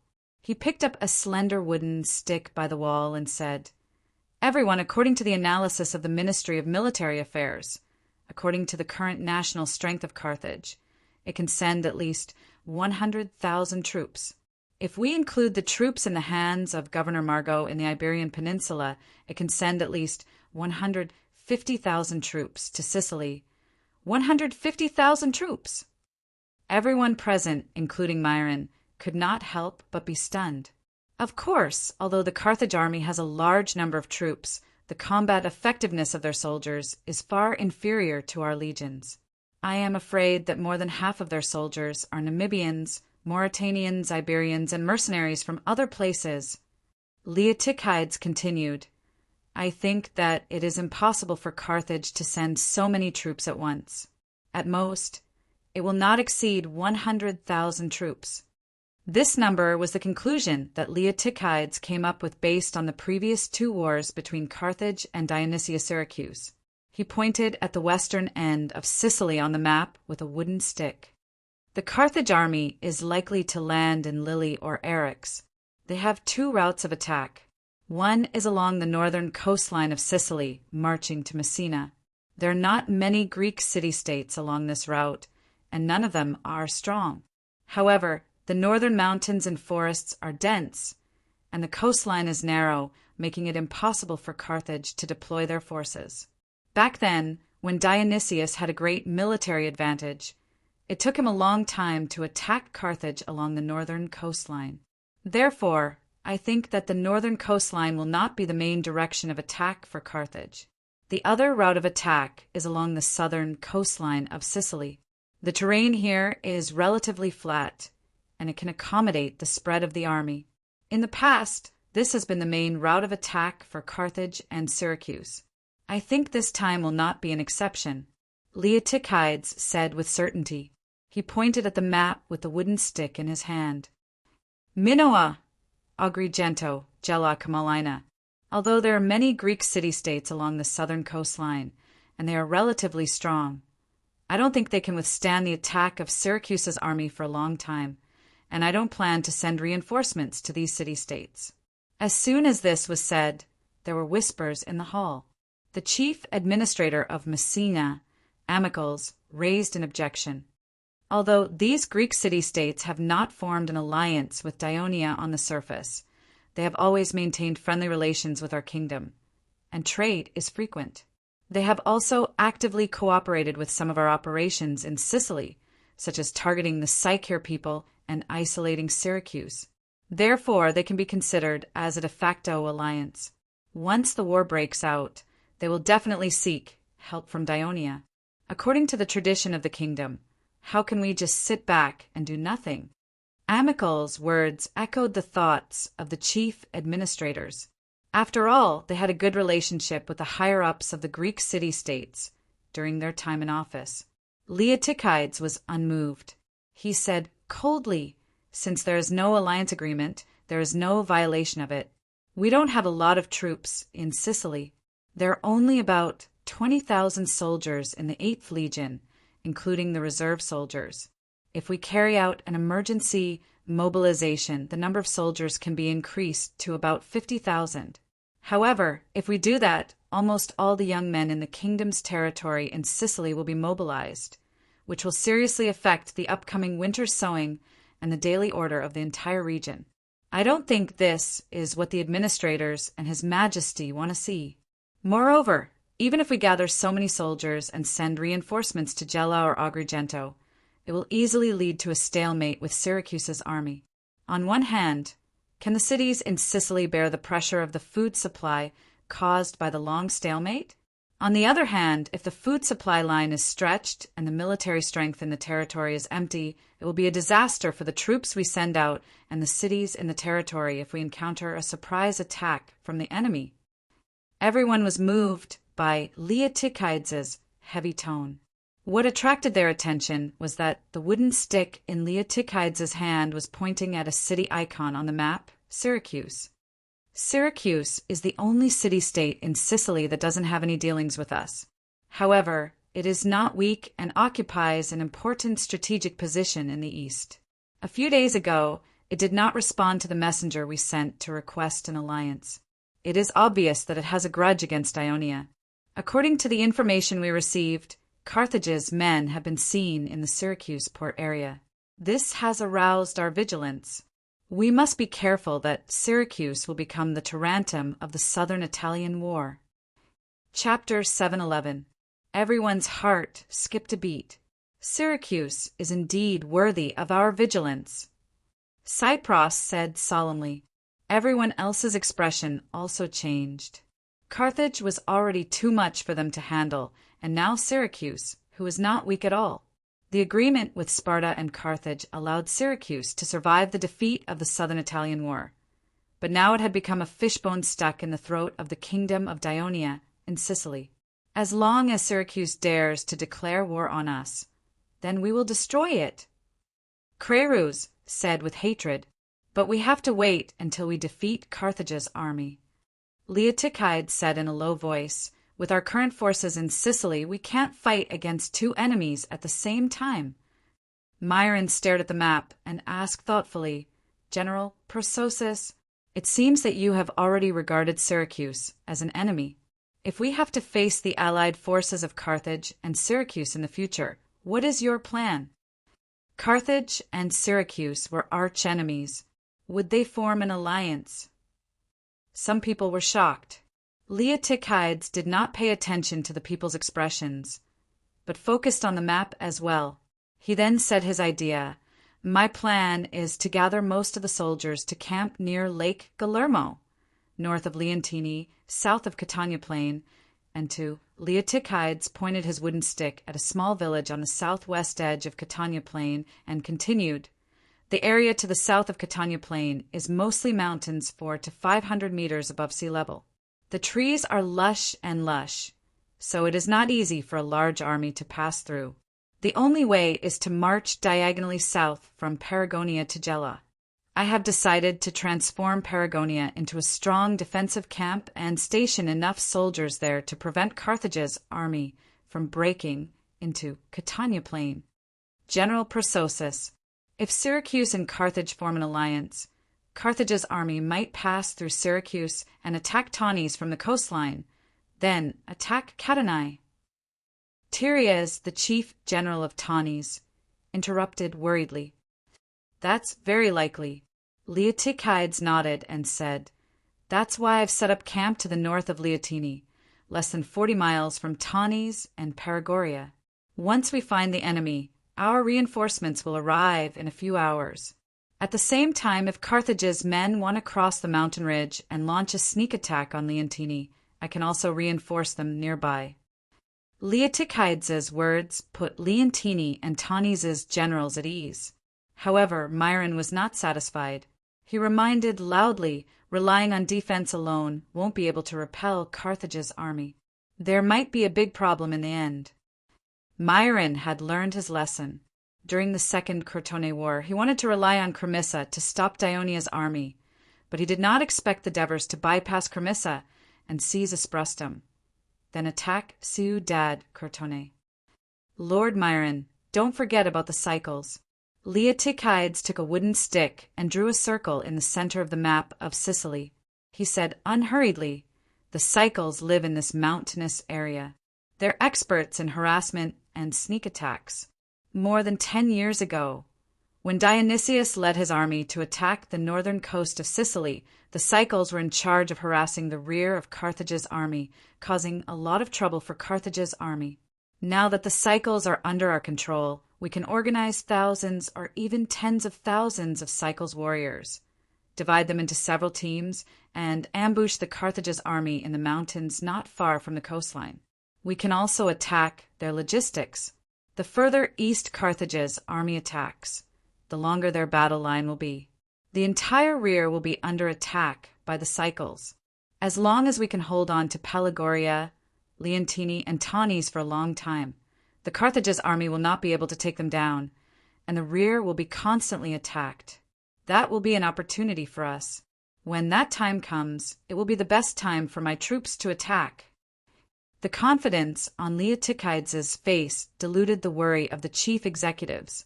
However, Myron still persisted in asking, What if the Carthage's army doesn't travel by land but by sea, and directly disembark at the port of Syracuse? Obviously, in this regard, Leotychides also thought about it in advance. He said meaningfully, This question should be answered by the Marine. The commander of Dionia's Third Fleet, Flarios, who was in the meeting room, immediately declared, My lords, please rest assured. As long as the Carthage's army dares to disembark at the port of Syracuse or any other coast of Sicily, our fleet will send all their soldiers into the sea to feed the fishes. In addition, according to His Majesty's orders, when the First Legion heads to Wolsey, the First Fleet, led by Sir Cecilian, will be ready to head south to rendezvous with our Third Fleet. In a few days, they will arrive at Catanae. At that time, we will have more than 500 warships of various sizes. We can even force the Carthage's fleet to not dare to cruise along the south coast of Sicily. Since our navy is so powerful, why don't we directly stop the Carthage's army from disembarking in Sicily? Aparosia, the chief executive of Sicily, asked expectantly. Aparosia used to be the patriarch of a large clan in the city of Uti in the Messapi region. When the Dionia army was preparing to attack Uti, he was the first to lead the people to surrender. Thus, he was valued by the Devers and eventually entered the Senate. As Uri was not a coastal city, he was not very familiar with naval warfare. First of all, we don't know when Carthage's army will land in Sicily. It will take at least 6 or 7 hours to sail from Cadenai to the western end of Sicily. By the time our fleet arrives, the landing of Carthage's army may already be over, Flerios explained patiently. In addition, Carthage's navy is also very powerful. They have at least 400 three-tiered warships, and it is said that they have also built 5-tiered warships. Also, rashly going to the western end of Sicily to stop the landing of Carthage's army is too close to the city of Carthage, and the warships at the port can arrive in time for reinforcements. By then, our fleet will be surrounded. Flerios' words made Aparosia touch his mouth a little awkwardly, and also made several other governors who had the same idea give up. At this time, Cypros interjected, I think we should not make our relationship so stiff with these friendly city-states on the south coast. When they come to ask for help, sincerely tell them of the difficulties we're facing and sincerely apologize to them. Also, you may allow them to evacuate their people into our territory when the Carthaginian army presses on their borders. When their towns are surrounded by Carthage's army and can't resist, we can also send fleets to rescue the people there. Felicius' eyes lit up. That's a good idea. We can do that. With a way out, I believe these Greek city-states will not easily surrender to Carthage's people, and it will also buy us more time. Leotychides did not say anything, obviously acquiescing. Amicles protested loudly. You only have your eyes on the south coast, and Carthage's people are likely to attack from the north coast. Don't forget the lesson of the destruction of the old city of Messina. Now there are only a few people in Messina, and they can't stop the attack of Carthage's people. Of course, I won't forget the north coast. Leotychides glanced at him proudly and pointed at the map with a wooden stick. Remember the small city that Syracuse destroyed on the Mylae Peninsula when Lygium helped the exiles of Cadenai and Naxos build? I have decided to use the abandoned stones and would there to rebuild a small fortress, garrisoned with a few thousand soldiers. Once Carthage sends troops to attack the north coast, this fortress will take advantage of the narrow terrain to stop Carthage's army for at least 6 or 7 days, and reinforcements will arrive by then. At this point, he looked at Felicius. If the military forces in Sicily are tight, I hope that the Ministry of Military Affairs can send the 7th Legion to Messina. The 7th Legion is stationed near Lochcury. I think that's not a problem at all. Felicius immediately promised. His Majesty has already discussed with the Ministry of Military Affairs. As long as the situation requires it, not only the 7th Legion, but also the Legio VI and the 5th Legion may be sent to Sicily urgently. What about the unified command of these legions? Leotychides immediately asked. When the army reaches Sicily, of course they will be under your command. Felicius answered without hesitation, obviously having obtained the consent of the Devers in advance. Leotychides was satisfied. He looked at Vlahos again. I think the navy will definitely not allow Carthage's fleet to bypass the Mylae Peninsula and land near Messina. Of course, the southern and northern coastlines of Sicily near the east will be under the protection of our warships. They will definitely be safe, Vlahos said firmly. Then I can rest assured. Armicles breathed a sigh of relief. He was a person who liked stability, which was why he had led the people of Castellan to follow the powerful Daionia. When Daionia defeated Syracuse and occupied most of the land in southern Italy, Laus and Treme took the initiative to merge with the kingdom of Daionia one after another. He had quickly convinced the members of the council to hold a citizens' meeting and request for a referendum to join the kingdom of Daionia. He had been able to stay in the position of chief executive of Messina for 4 years, which was a reward from the Devers and the Senate for his past contributions. The meeting hall regained its calm. Chapter 712. Cypros looked around at the crowd and asked, Commander Persosus has clearly explained his battle plan to everyone. Do you have any questions? If not, we will follow this plan and discuss how to collect rations and how to mobilize citizens to help build defensive camps and fortresses. We also need to plan in advance how to solve the problem of spring sowing when there is a shortage of labor. Lord Cypros, I have a question. Tereus, the chief general of Tanis, shouted.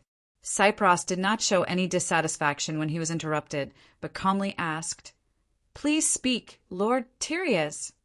Just now, General Persosus mainly talked about how to defend against Carthage's attack. If the Carthage have really sent out an army of 70 to 80,000, it is obviously not something we can repel with the number of troops we have now. When will Dioneus send out an army to drive them away? Tereus asked with concern. Leotychides glanced at him and said calmly, As long as we hold on long enough, even without sending more troops, we can still repel the enemy. Hold on long enough? How long? Tereus shouted with some dissatisfaction. From what you have said before, General, I can see that Tanis will become the focus of defense against Carthage's attack. I don't want to see Carthage being repelled and Tanis reduced to ruins. Leotychides' expression was a little ugly. Lord Tereus, Felicius quickly said, Don't worry, His Majesty Devers has already sent several caravans to Egypt and the Yoke Galaxy to buy rations. As long as we have enough rations, and the Carthage's army has also begun their attack, the legions of southern Italy will soon reinforce Sicily. His Majesty will not sit by and watch the Carthage ravage the Sicilian territories of Dionia and the lands of its allies. Only then did Tereus and Leontini's chief general, Hippograda, express their satisfaction. After the first legion of Dionia had dealt a heavy blow to the Roman army, they had also suffered a lot of losses.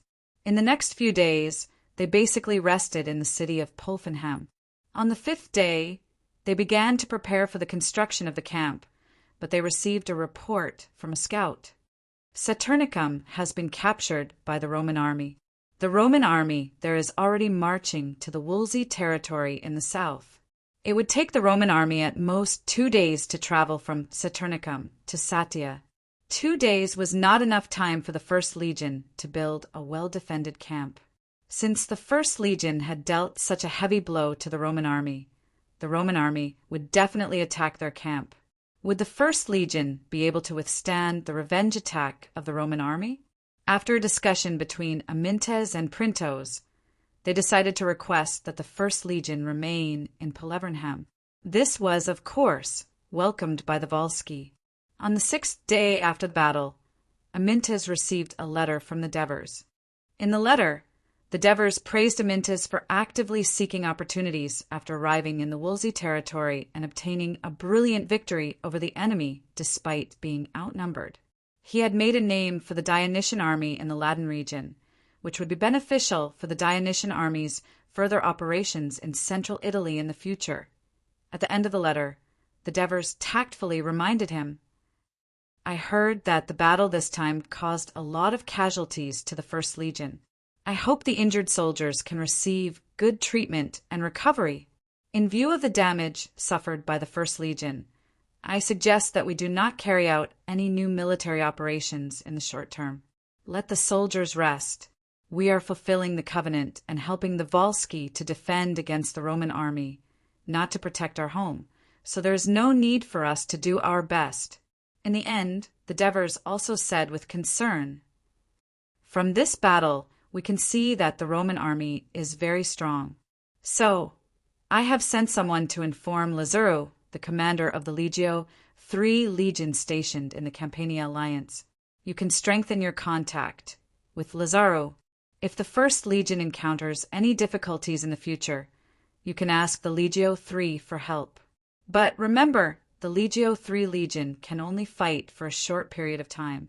They cannot stay in Wolsey with the First Legion for a long time because the Campania alliance still needs them. After reading the letter, Amyntas was silent. In his opinion, the Devers' last words in the letter were criticism of him. Besides, the Devers hinted that the First Legion should be passive in the upcoming battle, which was a little hard for him to accept. So, when Printos came in, he did not want to show the letter to Printos, but the beginning of the letter clearly stated that it was for Legion Commander Amyntas and Printos to read. So, he silently handed the letter to Printos. After Printos read the letter, he understood why Amyntas was unhappy. In the past few days, he had seen how the Volsci flattered Amyntas. So, when Amyntas agreed to the Volsci's request, he said, when Satya is in danger, he will lead the First Legion and other Volsci troops out of the city to rescue him. In this regard, Printos was firmly against it. After the Roman army joined forces, they would have more than 40,000 troops. Even if they attacked the city with all their might, they would still have enough troops to stop the rescue troops. At the same time, the Satya people who escaped from the city would most likely be chased by the Roman army and disrupt the formation of the rescue troops. But Amyntas did not listen to his advice. At this moment, he repeatedly read the letter. While he secretly applauded His Majesty's wise decision, he also had an idea in his mind. He tentatively asked, Legion Commander, is His Majesty afraid that the First Legion will suffer heavy losses, and asked us not to fight the Roman army head-on? His Majesty is far away in Turiae, so he does not know the situation here.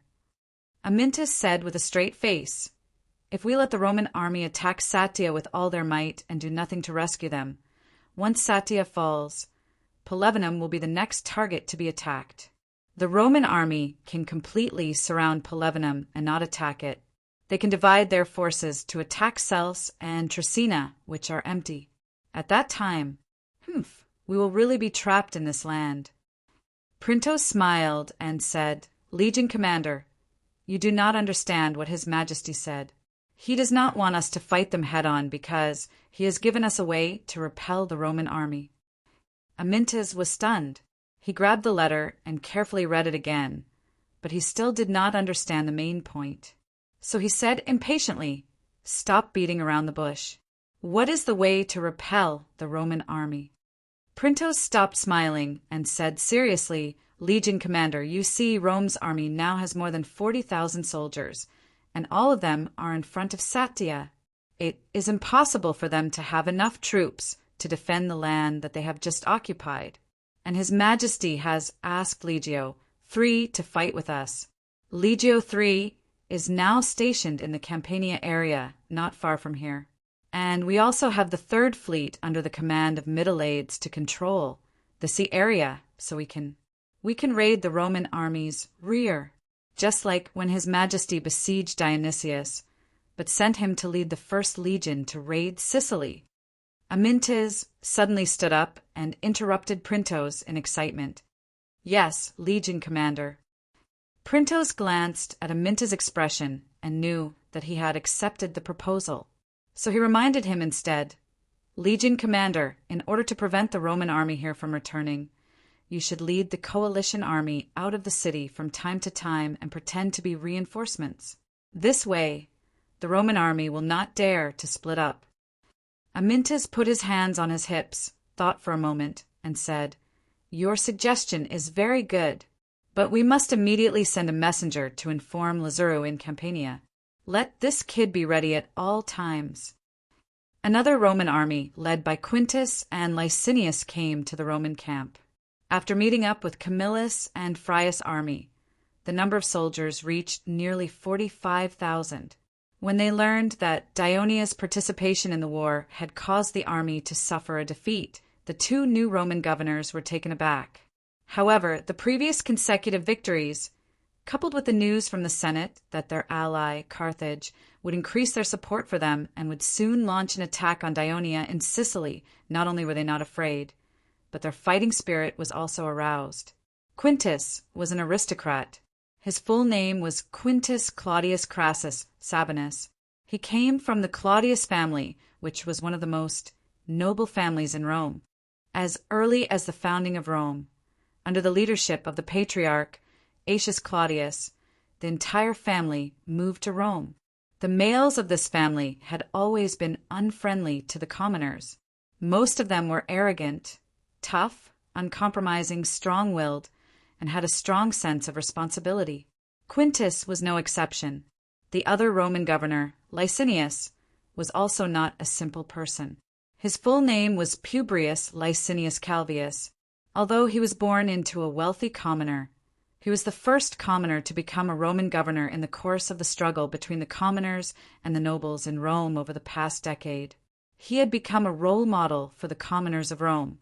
This year was his third time serving as a Roman governor. He would never allow himself to retreat in front of a strong enemy and damage his reputation. In order to cut off the connection between Saetia and Pelevernham and better attack the city, the two Roman governors suggested that the camp be rebuilt between the two Volsci towns. This was agreed by Camillus. Please remember the original domain name of this book.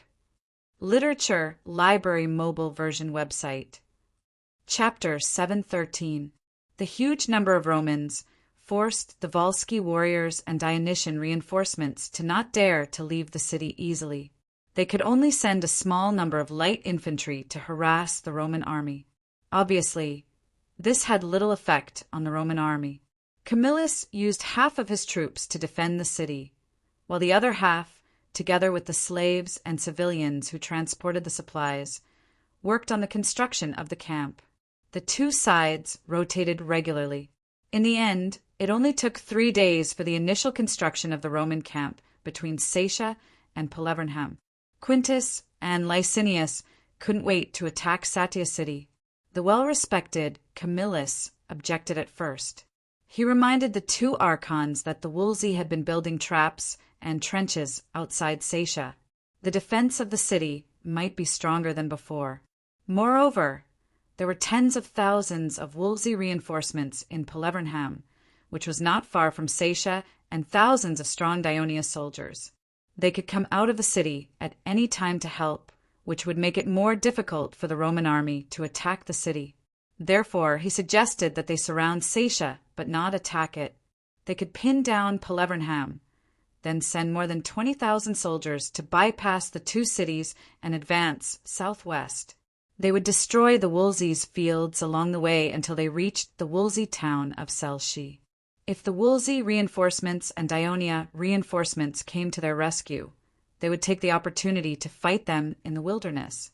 If the enemy did not come to their rescue, they would attack Selshi and finally take it, which would change the stalemate. Quintus rejected the idea. In his opinion, the enemy was right in front of him, and with the strength of his army, he could easily take down Satia and fight the enemy troops from Polfinham at the same time. There was no need for him to march another 20 to 30 miles and risk being attacked by the enemy to attack Selshi city, which the Volsci people called dangerous terrain. That would be too dangerous and troublesome. Licinius, of course, also supported taking Saetia first. As the most junior of the military officials, Frius remained silent, but deep down he supported Quintus's suggestion. This was the military tradition of Rome, where heavy infantry was the main military force of the city. Most of the citizens of Rome were used to charging head-on and didn't have much of a concept of a roundabout attack, even though Frius had worked with Camillus for so long. Camillus did not insist on his opinion. Instead, he volunteered to stay behind and build a new camp. And so, Rome's attack on Saetia began. Soon, they had a taste of the power of the defensive facilities built with the help and guidance of the soldiers of the First Legion of Dionia. First, the wide trap belt in front of the trench made the Roman soldiers suffer. Many soldiers were stabbed in the feet by the meat hooks and lilies. Just when they had to patiently clear the traps, the defenders sent out hundreds of light infantry familiar with the layout of the traps outside the city. They scattered on the safe passage of the trap belt and attacked the Roman soldiers, who were busy clearing the obstacles on the ground with javelins and arrows. This not only caused some casualties among the Roman soldiers, but also delayed the progress of the siege. Therefore, even though the ballistic cannons 300 meters away from the city had been firing stones nonstop for a few days, and a few of them had been damaged due to overuse, the ancient city walls had only recently been repaired. How could they withstand the continuous bombardment? Parts of the walls started to crumble. This was a great opportunity to attack the city, but the Roman soldiers were blocked by the traps outside the city and couldn't reach the bottom of the city. They could only watch the Wolsey people repair the gap with stones and mud paddles. But this also gave Quintus, Licinius, and Frius more confidence in conquering Saetia. They sent out thousands of light infantry to attack the Wolsey light infantry at the risk of being stabbed by the traps under their feet. In the end, the Wolsey light infantry, who had suffered a lot of casualties, did not dare to leave the city. A few days later, the Roman soldiers had basically cleared the traps in front of the trench with a certain number of casualties. Quintus and Licinius left nearly 15,000 men in the camp, led by Camillus and Frius, to guard against Polevernham's rescue, while they led nearly 30,000 soldiers to attack Saetia. Saetia's wide and deep trench and the densely packed stables under the city walls became the biggest obstacle for the Roman attack, but they were also the Wolsey people's greatest help in killing the Roman soldiers. They desperately rained javelins, arrows, stones, and boiling oil down. The Roman soldiers suffered a lot of casualties. After a hard battle for half a day, the Roman soldiers finally used their siege vehicles to break through the gap in the wall that had been repaired. The soldiers poured into the city through the gap, and they were shocked to find that in front of them was a slightly shorter wall made of mud. The top of the wall was filled with Wolsey soldiers. The Roman soldiers realized that they had been tricked, but their comrades who did not know what was going on kept pouring in. Soon, the narrow and long tunnel was filled with people. Wolsey took the high ground and launched long-range attacks from all directions. Every stone and javelin could kill the Romans. The large number of oil cans ignited the flames, and the Roman soldiers felt like they had fallen into hell. After paying the price of more than 2,000 casualties, the Roman army still failed to attack the city. Quintus and Licinius returned to the camp with a gloomy face.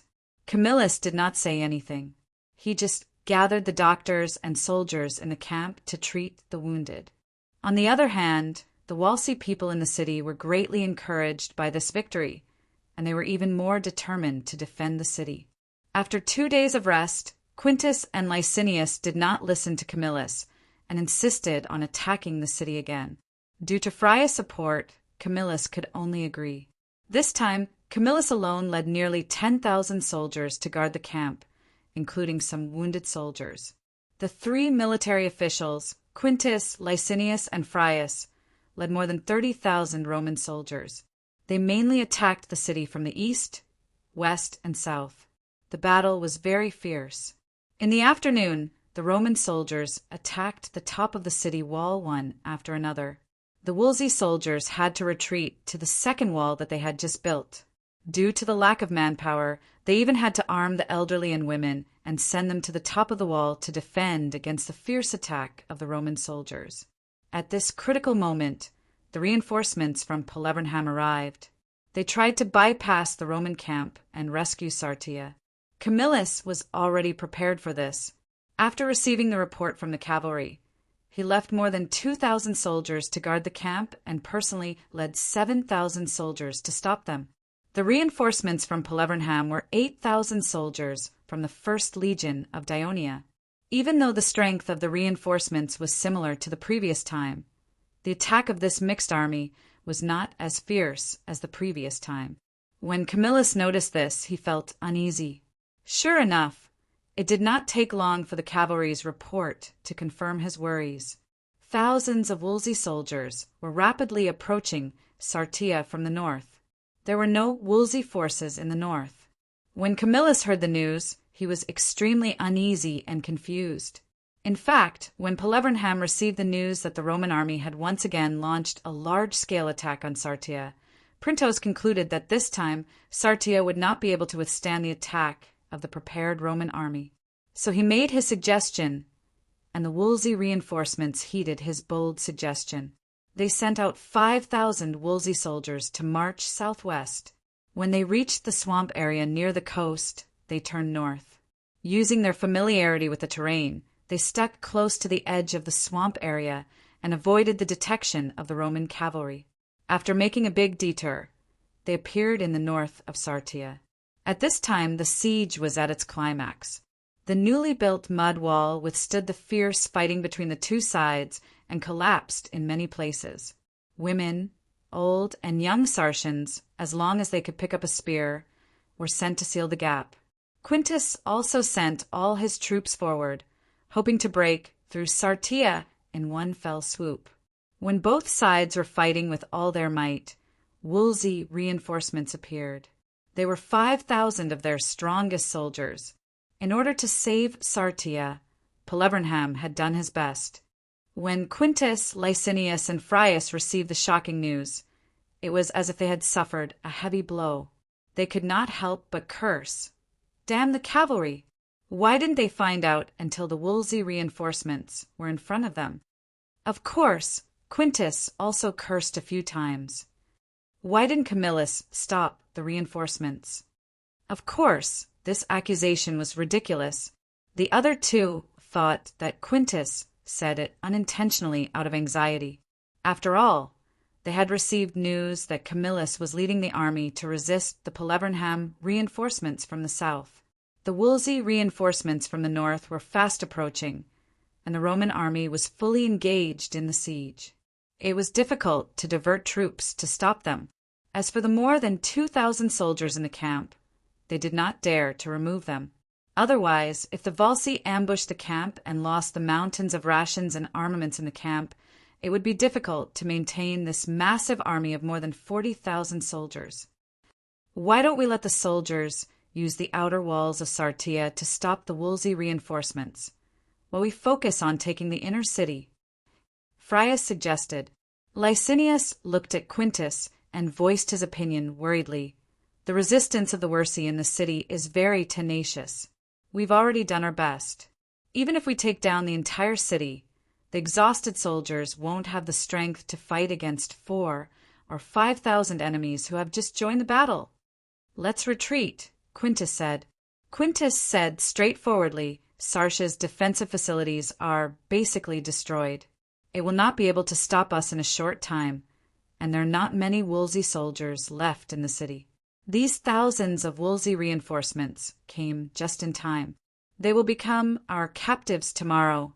Frius, your suggestion is very good. Let the soldiers near the outer walls stop the enemy reinforcements and buy time for the rest of the army to retreat. Please remember the original domain name of this book, mobile version. Chapter 714. Just as the Rome soldiers gave the order to retreat, the bugle sounded for the Wolsey reinforcements to attack. When the Satian citizens heard the bugle, their confidence was boosted. Since the Roman army used the platoon as a tactical unit, the organization of the army was not too disorganized during the siege. However, most of the Roman soldiers were heavy infantry. They did not prepare javelins, arrows, and stones. Moreover, there were many gaps in the wall. They stood on the top of the wall to defend, and they could not do much to stop the Roman army. So, the Rome soldiers hurriedly organized their troops and rushed to the gaps in the city wall. Before they could form a defensive formation, the Wolsey reinforcements poured in through the gap in the west wall. The physically weak and disorganized Roman army did not manage to hold on for long before they were disrupted by the energetic Wolsey warriors. They took advantage of the situation and swarmed into the city, attacking the retreating Roman soldiers fiercely. The Rome soldiers were defeated and scrambled to escape from Saetia. The Wolsey reinforcements chased after them until the Rome soldiers fled into the barracks. Fortunately, Camillus saw the opportunity in time and ordered the troops in the south to retreat to the barracks in an orderly manner. When the northern troops retreated, he sent out another army to stop the pursuers. Otherwise, the Wolsey soldiers would have rushed into the barracks. On this day, the Rome army failed to besiege the city. They suffered more than 4,000 casualties. On the other hand, Saetia's defenders had also suffered heavy casualties. Close to 10,000 Saetia citizens had died. The First Legion of Dionia was tasked with the task of restraining the defenders of the Rome barracks. They did not suffer any casualties, but the Wolsey officials in Polivernum thanked Amintes and Printos. They had followed the strategy proposed by the Dionia and defeated the powerful Rome soldiers. While they were celebrating the victory, they were also confident in the next step of the battle plan proposed by Amintes. The failure of the siege had cast a shadow over the entire Rome barracks, but Quintus' determination to take over Saetia did not waver. He insisted on launching another attack on Saetia the next day. Camillus did not object to this, because he knew very well that although the Vorsi had won again, the gap in strength between the two sides had not changed much. Moreover, after today's fierce battle, Saetia had already suffered heavy losses and was struggling at death's door. Even if there were a few thousand more reinforcements, they would only be a piece of fat meat in the mouth of the tens of thousands of Roman soldiers who had lost the advantage of the city defense. Moreover, they could also take the opportunity to reduce the number of Vorsi's reinforcements. Therefore, continuing to attack and not giving the enemy a chance to breathe was the right strategy. While supporting Quintus's plan to attack the city, Camillus also reminded the 3 military governors to strengthen the reconnaissance of the surroundings and expand the scope of the reconnaissance to prevent dangerous situations like today where the enemy's reinforcements were already in front of them before they were discovered. Everyone agreed with Quintus' suggestion. However, Frius and Licinius were in favor of Camillus' other suggestion, which was to hope that the military and political officers would go down to the various squadrons to encourage the soldiers and boost their morale. Only Quintus did not express his opinion. The next morning, the horn to assemble in the Rome barracks was blown. The neatly dressed Roman soldiers came out of their tents. There was no sign of the frustration of yesterday's defeat on their faces. Instead, they showed the excitement of going to war. The attitude of the citizens of Rome towards battle was evident. Just as the soldiers were lining up, the military officials in the tent who were about to set off received a piece of bad news. Astura is under attack. Frius' eyes widened in surprise when he heard the news. He angrily interrupted the messenger. "What are our scouts doing?" "The Wolsey soldiers have bypassed us again to attack the rear. We didn't even know." "Military officer Frius," the messenger reminded him loudly, "they are not Wolsey soldiers. They might be from Dionia. The enemies are all wearing black armor. There are about 5,000 or 6,000 of them in a huge fleet. They have landed on the beach near Astura. When I was ordered to come here to report, they had already begun to attack Astura. For governors, please send reinforcements as soon as possible. There is only 1 platoon in Astura. It is impossible to resist the attack of so many enemies." The messenger anxiously pleaded. Camillus, Quintus, Licinius, and Frius looked at each other with grave expressions. Naval attacks, landing operations. These Rome generals may have only heard of such tactics, but they had never seen them in person. Although Rome had the port of Ostia, it had few warships and had never used them in battle. Since the founding of Rome, it had always been a landlocked city-state. It had always fought on land and had never carried out a landing operation against its enemies. After all, the enemies in the past were the same as Rome. They did not have a navy at all. Even Camillus did not have this concept in his mind. Therefore, they led their army and pushed the Wolsey soldiers to the south of the Latin region. The occupied Wolsey towns were surrounded by the Latin alliance.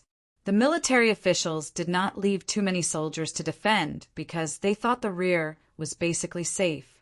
Only then did they realize that the enemy Rome had just provoked not only had a strong army, but also a strong navy. The coastline of the Latin region was under the control of the Dionysian fleet. The messenger's request immediately made Camillus and Licinius' expression change. They shouted in unison, "Antium! We must rescue Antium!" Astura was only defended by a squadron, and it was a small city. It was impossible to resist the attack of thousands of Dionia soldiers. Even if Astura was lost, the impact on the Roman army would not be too great. However, Antium, which was also a Wolsey coastal town less than 10 miles to the north of Astura, was very important to the Roman army. This important town in the northwest of Cornwall had a large port. After the Roman army captured it, it was used as a transit station for military supplies. The rations collected by the Romans were transported through the Tiber River to the port of Ostia, which was located at the mouth of the river. Then they were transported by ship to Antium, and finally they were transported by land to the Roman camp. This method saved a lot of time and labor and facilitated the transportation of rations. Because of the importance of Antium, Camillus had left 4 Rome squadrons here, as well as a transport team. However, he did not expect the enemy to launch a surprise attack from the sea. Hence, the number of troops he had was too little compared to the number of enemies. If the Dionians captured Antium, the Roman camp would suffer from a shortage of food supplies. There was a moment of silence in the tent. Quintus finally said in a dry voice, "We should temporarily stop the siege and send troops to rescue Antium." Quintus finally made such a decision. He was in a very bad mood because the siege was about to begin, but it was suddenly interrupted. But what Camillus said next shocked everyone. "I think we should stop the attack on the Wolsey and withdraw our troops back to Rome." The 3 military officials looked at him in surprise. Camillus said with a solemn expression, "The Dionysian fleet is very powerful. They can carry the land troops of Dionia to land on any flat beach along the coastline of Latin. Today they attack Antium. Tomorrow they may attack our Latin ally, Audi. The day after tomorrow they may attack our important port of Ostia. Even if the Dionia are not satisfied with only attacking the coastal towns, they will advance inland and attack our Latin allies and colonial cities, destroying our villages and fields. The Dionysian army is very strong, but our main force is here. The city of Rome and the surrounding areas are empty. But Dionia is suffering from a drought. They can't send more troops." Frias said hoarsely, "Yesterday afternoon, a Dionia army was fighting with us. Today, a Dionia army appeared on the coastline dozens of miles behind us. They can't be the same army. Then, with a second Dionysian army, there may be a third Dionysian army. And we—" Camillus stared at the 3 of them and said in a deep voice, "Do you dare to take this risk with the safety of Rome and the people?" The 3 of them were nervous and fell silent for a moment. Among the 4 military and political officials, Quintus was born a great noble, Camillus and Frias were born a small noble, and Licinius was born a commoner. They had different living habits and political ideals, but they had one thing in common. They all loved Rome and did not want to put their home, which had already experienced a disaster, in danger again. Therefore, they quickly put aside their own interests and reached an agreement. Quintus and Frias would lead 12,000 people to rescue Antium immediately, while Camillus and Licinius would lead nearly 30,000 soldiers to clean up the camp, escort the supplies and wounded soldiers, and retreat safely back to Rome. After Lazzaro received the letter from the Devers, he began to pay attention to the Volsci region, which was not far from the Campania region. Soon, he received a letter from Amyntas asking for his help. The news that there were frequent cargo ships carrying food between Antium and the port of Ostia had long been seen by the Campanian merchants active on the west coast of Italy. Naturally, the news soon reached Lazzaro's ears. At his request, a report from the intelligence department about the general distribution of enemy forces in the Volsci region was sent to him. Chapter 7:15. Therefore, Antium was an important target for him to lead Legio, 3 to land and raid. The reason why he attacked Astura first was that he needed a port to safely unload the siege equipment on the ships. Before dawn, Lazzaro left only 2,000 soldiers to guard Atla City and led 6,000 soldiers to the port of Naples City. They boarded the cargo ships that had been prepared in advance, and under the protection of the 3rd Fleet commanded by Mithridates, they landed on the coast near Astura City at dawn. More than 6,000 soldiers attacked the small city of Astura, which was guarded by only 120 Rome soldiers, and easily occupied it. Then Legio 3 marched north almost without stopping and arrived at Antium in just over half an hour. In Antium, there were 4 Rome platoons and a supply team, which only amounted to 700 soldiers. But they had to defend this not-so-small town, and it seemed like they did not have enough soldiers. In front of the city, Lazzaro completely spread out the siege formation composed of 5,000 500 soldiers. When the siege equipment arrived, he immediately let the soldiers carry ladders, push the siege vehicles and shield carriages. From the south, north, and east, they launched an all-out attack on Antium. Just as the defenders of Rome were doing their best to defend, the Third Fleet, led by Milades, broke into the port from the south. 500 legio, 3 soldiers, boarded warships, and forcefully landed at the port. Lazaru's move was completely out of the expectations of the defenders of Rome. They had never seen such a tactical combination of land and sea, so they did not set up defenses at the port at all.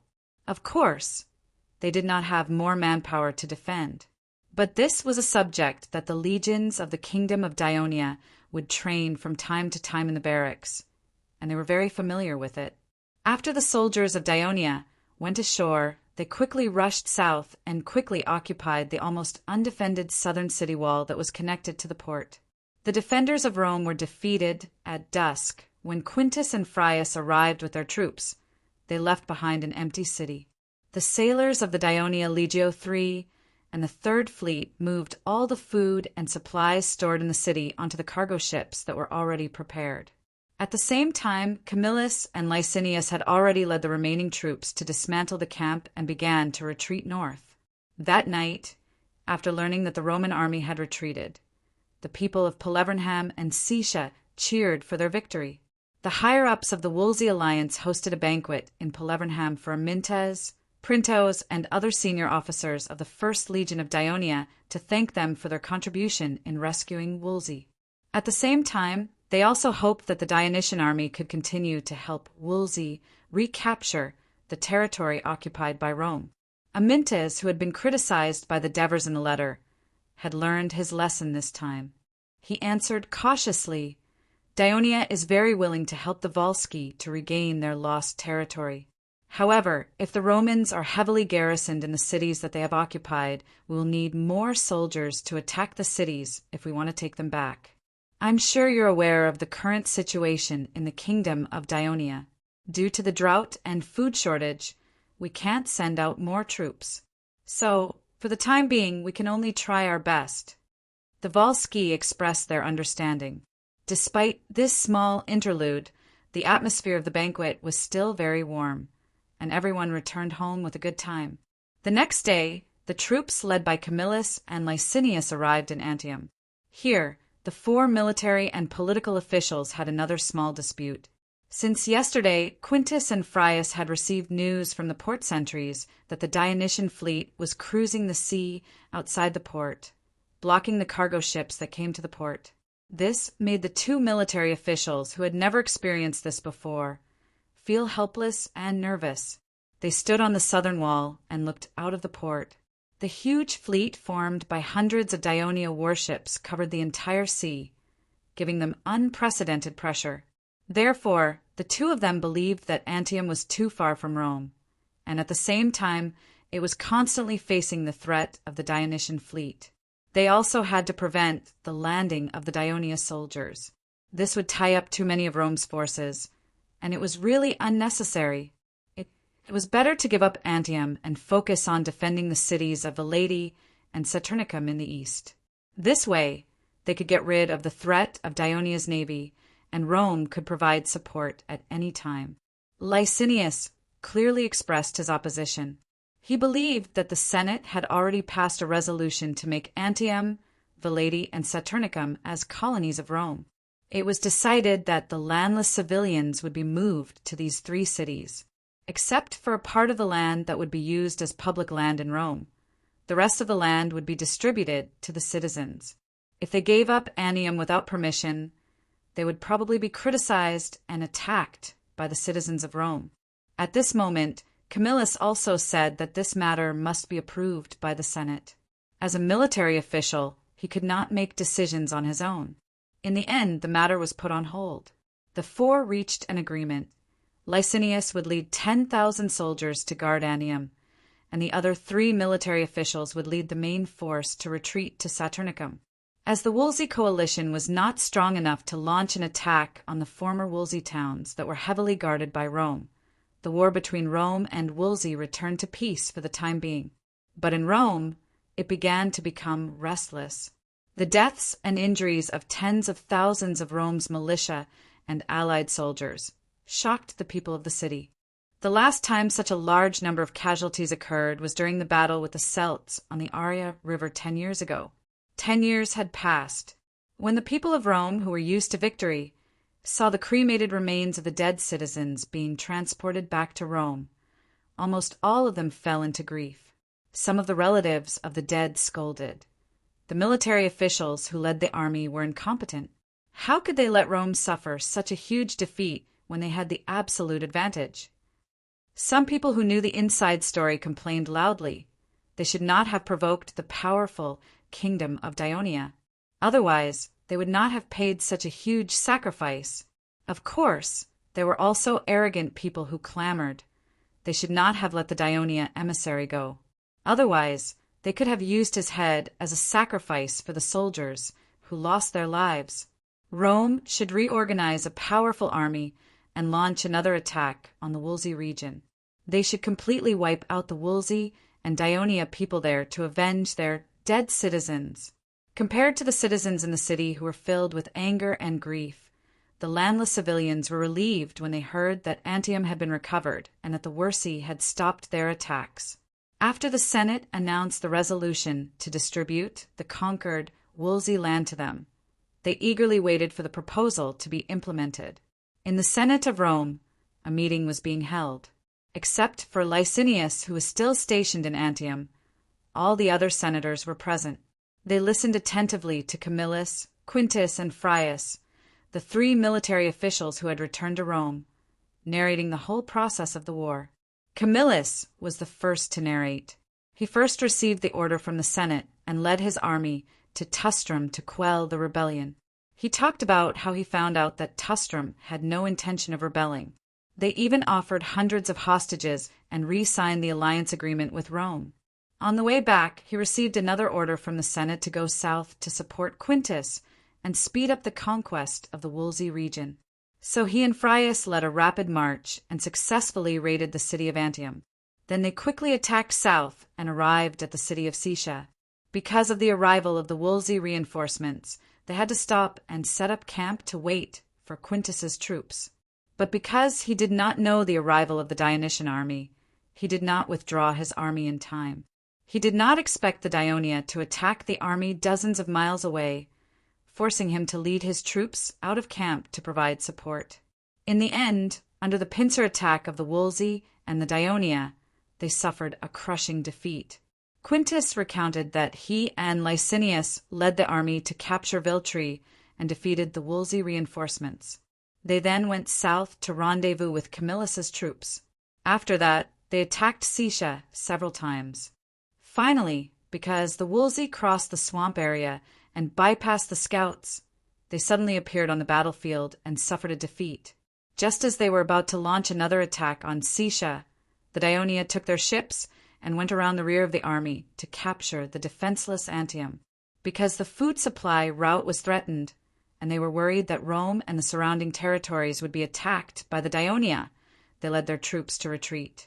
Frius's narration was more of a confirmation and supplement of the facts that the 2 military officials had told him before. For example, he mentioned that Camillus had opposed the direct attack on Setia and had another battle plan. At the same time, he also mentioned that the retreat of the army was Camillus's first proposal. The 3 of them finished narrating the course of the war. At the beginning, the elders were excited because of the continuous victories, but at the end they were shocked and depressed because of the sudden reversal of the situation. Most of them could not remain calm and were whispering to each other, discussing nonstop. At this time, a senator named Apuleius stood up and loudly criticized. In this war, the first reason why we, Rome, lost is because of Camillus. If he had not rashly led his army out of the camp, he could not defeat the Dionia in time even though he had the advantage in numbers, causing us to suffer a crushing defeat in the end. Not only did we lose many brave citizens, but it also affected the morale of the remaining soldiers and encouraged the arrogance of the Wolsey, giving them the courage to resist the attack of our army in the next battle, causing us to suffer another defeat. So, in view of Camillus's mistakes in command and the huge losses caused to Rome in this war, I think the Senate should give Camillus a severe punishment and should also consider whether he still needs to serve as a military official. Chapter 716. Apuleius' harsh rebuke of Camillus, who had made great achievements in the war, caused an uproar among the elders. Camillus was a gentle and kind man. He had been criticized from time to time in the Senate, but he could always remain calm. But now he was staring at Apuleius with a trace of anger in his eyes. It was this man who falsely accused him of keeping the spoils of war for himself more than a decade ago. In the end, he was put on trial and forced to leave Rome. Apuleius did not avoid Camillus's gaze. Over the years, as Camillus won one victory after another, his prestige grew, which made his situation more difficult. He often heard people pointing at him and scolding him when he walked in the city. That's the one who falsely accused Camillus. May Jupiter punish him. Under such circumstances, the reason he could still sit in the Senate was that some bigwigs did not want to see Camillus's prestige grow too high. Some senators were jealous of his achievements and needed someone to oppose him. Apuleius knew his value, so he never concealed his hostility toward Camillus. "I've never heard such ridiculous words." The governor, Pantius, stood up and loudly defended his former superior. "How can you blame Camillus for the failure of that battle? If you want to blame someone, blame us for not informing Camillus in time about the arrival of the Dionysian army. If you want to blame someone, blame yourself for not expecting the Dionysian army to launch a military operation as soon as they arrived in Wolsey. Anyone who has commanded a battle should know that Camillus did not make any mistakes in that battle, and any general in Rome would choose to save the citizens and allied soldiers of Rome who were in danger. The only thing Camillus lacked was that he did not expect the Dionysian army to be so strong. But how could any of the senators know about this before they have fought with the people of Dionia? So you can only blame Dionia for being too strong." Apuleius mocked disdainfully. "Rumor has it that the kingdom of Dionia has the most powerful army in this land. Now it seems that the rumor isn't just flattery. The arrival of their army has already caused us to suffer consecutive defeats. We must be vigilant. We should not pursue the issue of who is right and who is wrong in this battle. Instead, we should discuss how to face the threat of Dionia. This is the problem that we need to solve urgently." Ambrosius said solemnly, "Yes, and Dionia also has a powerful fleet that constantly threatens our allies and colonial cities by the sea." The veteran elder Lucretius also supported Camillus. He said, "Camillus made a calm judgment. You chose to retreat in time, which is absolutely correct. The safety of Rome and its allies is far more important than obtaining a few more pieces of Wolsey land." With two important senators endorsing Camillus in a row, the others could not blame him anymore. No one mentioned the failure of this battle and the failure of Quintus to attack the city. "Elders and newcomers," he said. The president of this meeting, Governor Paulus, finally began to speak and led the topic to the focus of this meeting. The kingdom of Dionia in southern Italy has started a war with U.S. Rome. Judging from the current situation, Dionia has a strong army and a powerful fleet, which poses a great threat to Rome. The previous battle only happened in the Wolsey area. In the future, the battle is likely to expand to our allies and even the territory of Rome.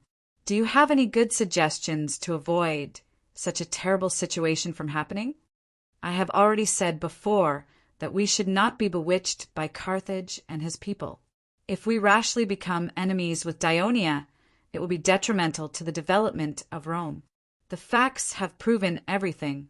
The high priest Vlagus got up and suggested worriedly, in order to prevent Dionia from further invading us, we should immediately stop the war with Wolsey, sign an armistice agreement with Wolsey, return the occupied Wolsey territory, and send someone to make peace with Dionia. Dionia and Rome have no hatred in the past, and now they are facing a drought. After losing the reason to start a war, they will be happy to stop this meaningless war for them. The high priest is right. Some of the senators agreed with Vlagus' proposal. This was rare for the senators of Rome, who had always been aggressive and rarely compromised. This showed how much pressure Dionia was putting on Rome.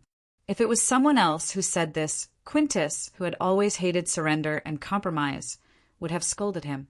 However, Vlagus' full name was Vlagus Julius. He was born in the Julius clan. It was said that this clan was the descendant of Mars, the god of war, and Venus, the goddess of love. Their direct ancestor was Julius, the first king of Alba Longa. Alba Longa used to be the center of the entire Latin region, the motherland of Romulus, the founder of Rome. After Alba Longa was defeated by Rome, the Julius clan moved to Rome. Because of their noble bloodline and the fact that they were the descendants of the gods, their clansmen often served as high priests and spoke for the gods. Although the high priest had no real power, his position was honorable, and Vlagus had been respected by the people since he became the high priest. Quintus considered the influence of Vlagus, so he spoke in a more gentle tone. "High priest, I think you haven't forgotten the resolution that the Senate just passed a few days ago. Vellet, Antium, and Saturnicum will be turned into colonial cities, and part of their land will be distributed to the landless civilians. Now you want us to return the occupied land to Wolsey. Do you think the civilians who are preparing to go to these colonial cities will agree? You don't want to see those civilians start another riot again, do you? Also, Wolsey has always been the enemy of Rome. This time we almost destroyed it. It was not easy for it to get the help of Dionia. Will it be satisfied with a truce with Rome? I'm afraid it wants to use the army of Dionia to destroy Rome, so that Wolsey will no longer be threatened by us." I agree with Quintus' opinion. Pantius immediately expressed his support loudly. Since the founding of Rome, there has never been a precedent of choosing to compromise and surrender in the face of an enemy's threat. We must not make an exception. Rome has encountered many forces stronger than itself in the past, but we have gradually grown stronger through continuous battles. Today, as long as we, the people of Rome, unite as one and dare to continue to fight against Dionia, I believe that the final victory will still belong to Rome. Pantius is right. We, the people of Rome, will never compromise and surrender. Some of the younger senators echoed Pantius' words loudly. Although some of the senators did not speak, their eyes were also flashing with the desire to fight. He snorted and said, "We were bewitched by the people of Carthage to start a war with Dionia. But the people of Carthage promised us that they would start a war with Dionia in Sicily, but did they do it? The people of Carthage also have a strong navy, but they hide in their port and do not attack the Dionysian fleet. Everyone, we must be careful not to let Rome become the sword in the hands of the people of Carthage. At that time we will cut it full of holes or even break it, but in the end we will get nothing." Pantius is right. Another senator who could not be underestimated, Publius Cornelius Scipio, reminded loudly, "We, the people of Rome, do not refuse to fight, but we cannot be fools and be used by others. The people of Carthage want to use us to deal with the people of Dionia, but if they do not do anything themselves, we cannot be stupid enough to be completely instigated by them. So we must urge them to send troops immediately. We must tell them clearly, not only will Carthage attack the territory of Dionia in Sicily, but we will also defeat their fleet and protect the coast of our Latin region. Otherwise, we, the people of Rome, will have to stop the war with the people of Dionia." The senators all understood what Scipio meant. They all agreed and quickly reached a consensus. After the meeting, they would immediately ask Paulus to go to the envoy of Carthage in the city and use a threatening tone to urge Carthage to send troops as soon as possible. At this time, Potitus, who was sitting in the ivory chair at the front of the meeting, said slowly, "Camillus, you are the greatest general of Rome. At the same time, you have fought with the people of Dionia many times. According to your past habits, I believe that you have seriously considered how to fight with Dionia next. Can you tell us about it?"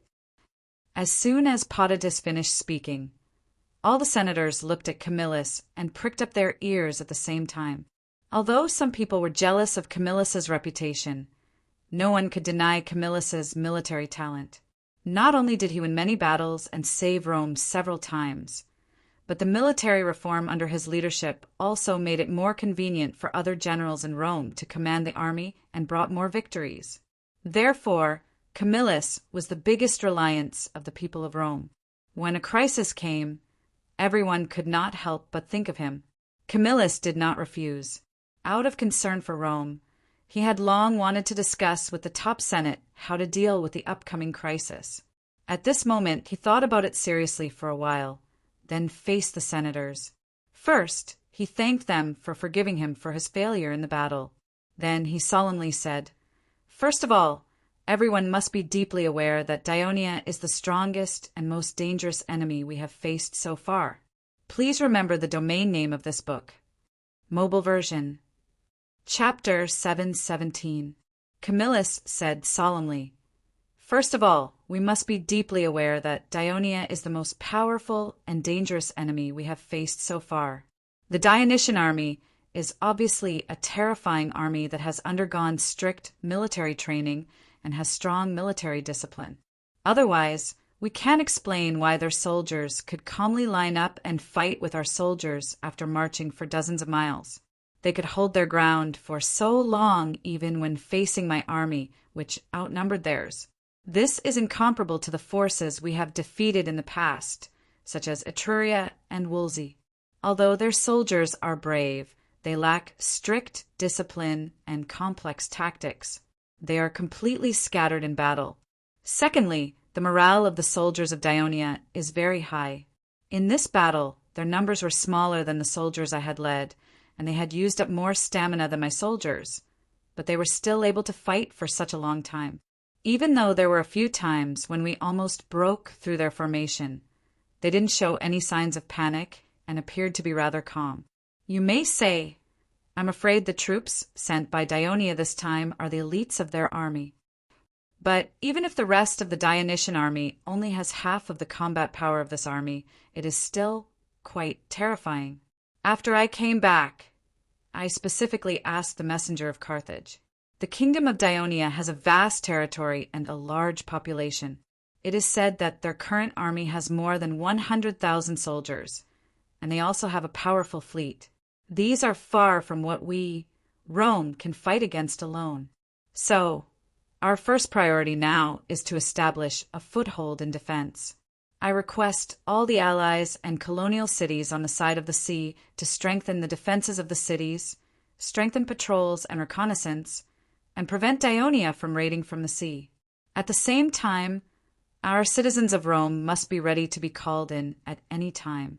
Once they discover the enemy, they can immediately send reinforcements. In addition, I also suggest that the previous decision on allocating land to the landless Wolsey be implemented immediately, so that they can quickly enter the cities of Valette, Anium, and Saturnicum and become our new source of soldiers, replacing the original troops stationed there. Of course, in view of their financial resources, we still have to equip them with weapons and equipment. Therefore, we have to request for Carthage's assistance in this aspect. Also, the Senate passed a few years ago the bill on accepting Latin refugees as citizens of Rome. We hope to expand the scope of refugees, such as the Etruscans and the Sabines, and speed up the process so that we have more soldiers to fight against Dionia. At this point, Camillus wanted to say something, but hesitated. There were some words that he didn't say in the end. He originally wanted to suggest that the citizens of Rome should be allowed to rent the public lands of Rome, and even part of the public lands should be allocated to the landless civilians and new citizens to increase their loyalty. But when he thought that these lands were still controlled by the nobles of Rome, he knew that this proposal would undoubtedly violate their interests. Not only would it cause strong opposition from them, but it would also cause him to be suspected and ostracized. He might even suffer the tragic fate that Marcus suffered back then. The old Camillus chose to give up. However, he had another choice. He continued, "We also need to strengthen the military training of the citizens to enhance their ability to fight against the soldiers of Dionia. We also need to understand some of the special tactics of the Dionysian army so that they can respond in time. According to my observation, Dionia may have been affected by the drought. That's why they did not send many troops to the Latin region. For now, It should be enough for us to take defensive measures to deal with their attack. However, since we have become enemies with Dionia, and it is an ally of Wolsey, as time goes by, once Dionia has enough food to supply its army, its attacks on us are likely to increase. Therefore, we can't just sit back and watch the war between Carthage and Dionia, hoping that Carthage can defeat Dionia, hoping that their fleet can protect our coast. But what if Carthage fails? Then we will have to bear the anger of the people of Dionia alone. Camillus's words shocked the hearts of the senators. Camillus looked around at them and said loudly with a serious expression, "So, we can't just defend, we must also attack. We must put pressure on the people of Dionia, and not let them easily concentrate their main forces to fight against Carthage. We must contribute our strength for the people of Carthage to defeat Dionia." Camillus's words made the senators thoughtful. Paulus could not help but say, "Camillus, you just said that you want to attack. Your previous battles have shown that attacking Wolsey is more dangerous for us. The fleet of Dionia can raid the rear of our army at any time and cut off our food supplies. Attacking Wolsey is indeed risky, but what if we attack Herniki?" Camillus's words stunned Paulus, and at the same time it opened his mind. When the Wolsey coalition attacked the territory of Rome's ally, Camillus's army was not only defeated by Wolsey, but also the Iacis and Herniki. Rome finally chose to retaliate against Wolsey, but that was because Wolsey had caused more trouble for Rome in the past, and it had the most fertile land. Although Herniki was relatively weak and lived mostly in hilly areas, they were also a race that often caused trouble for Rome.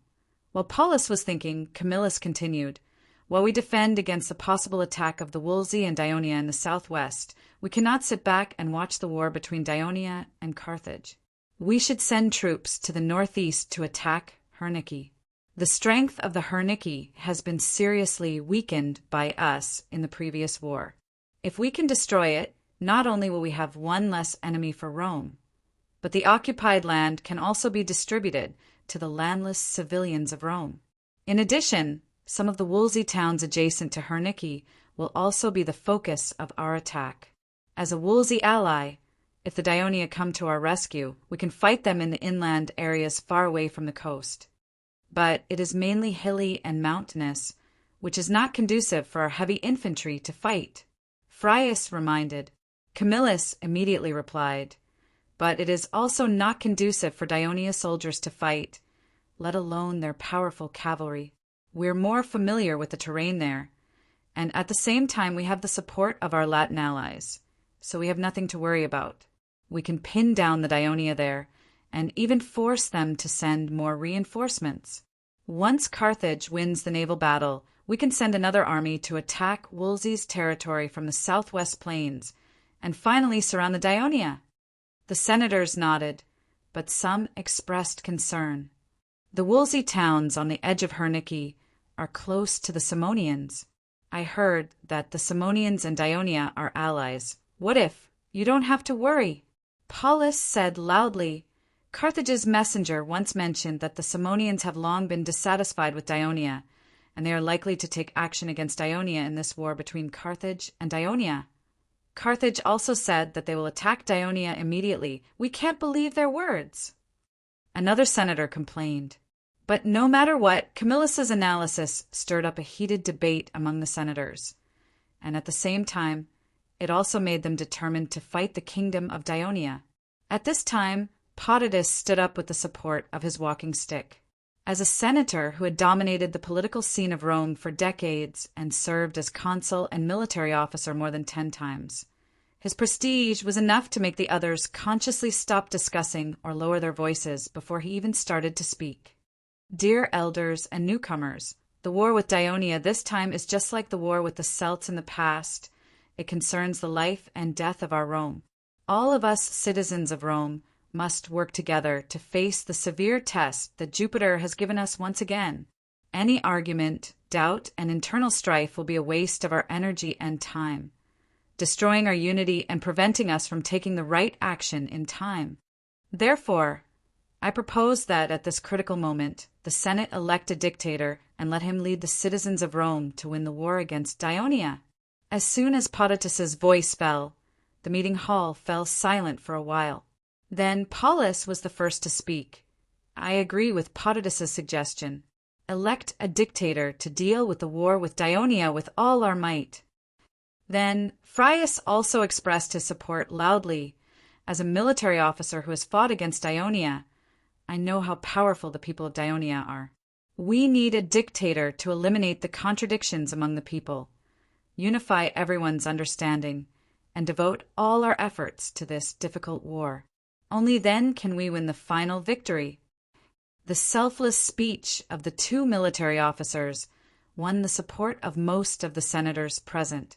After all, once a dictator was elected, the military officers would automatically be removed. Just as the senators expressed their agreement one by one, Camillus also expressed his support, but he said, I hope that I won't be one of the candidates for dictator this time, because this war with the kingdom of Dionia will probably be a difficult and long one. I'm already old and don't have enough energy to take on this responsibility, but I'm willing to provide my advice to the new dictator and help him defeat the people of Dionia. Are you as old as I am? But if the people of Dionia attack the city of Rome, I will also pick up my weapon and join the battle. Don't shirk your responsibility. Potitus pointed at him with his walking stick and reprimanded him sternly. When Potitus first served as a consul and led the army into battle, Camillus was still an ordinary officer. It was because of his heroic performance in battle that he was recognized by Potitus, and he gradually entered the center of power in Rome. Being a dictator at this time is not an honor, but a responsibility, a great responsibility, because the life and death of Rome are in the hands of the dictator. Potitus said earnestly, not only for Camillus to hear, but also for the other senators who had similar thoughts in this regard. As a hero who has faced strong enemies many times and saved Rome, you should not shirk this responsibility, because only you can lead the people of Rome to victory this time. Please remember the original domain name of this book. Mobile version. Chapter 718. Potitus's words made Camillus ashamed. At this moment, another respected senator, Ambrosius, raised his right fist and said loudly, I choose Camillus to be the dictator. Pantius immediately said, I also support Camillus to be the dictator. Paulus followed closely. Camillus is my choice. When the voices calling for Camillus continued to resound in the hall, Marugenants, who had always disagreed with Potitus, remained silent.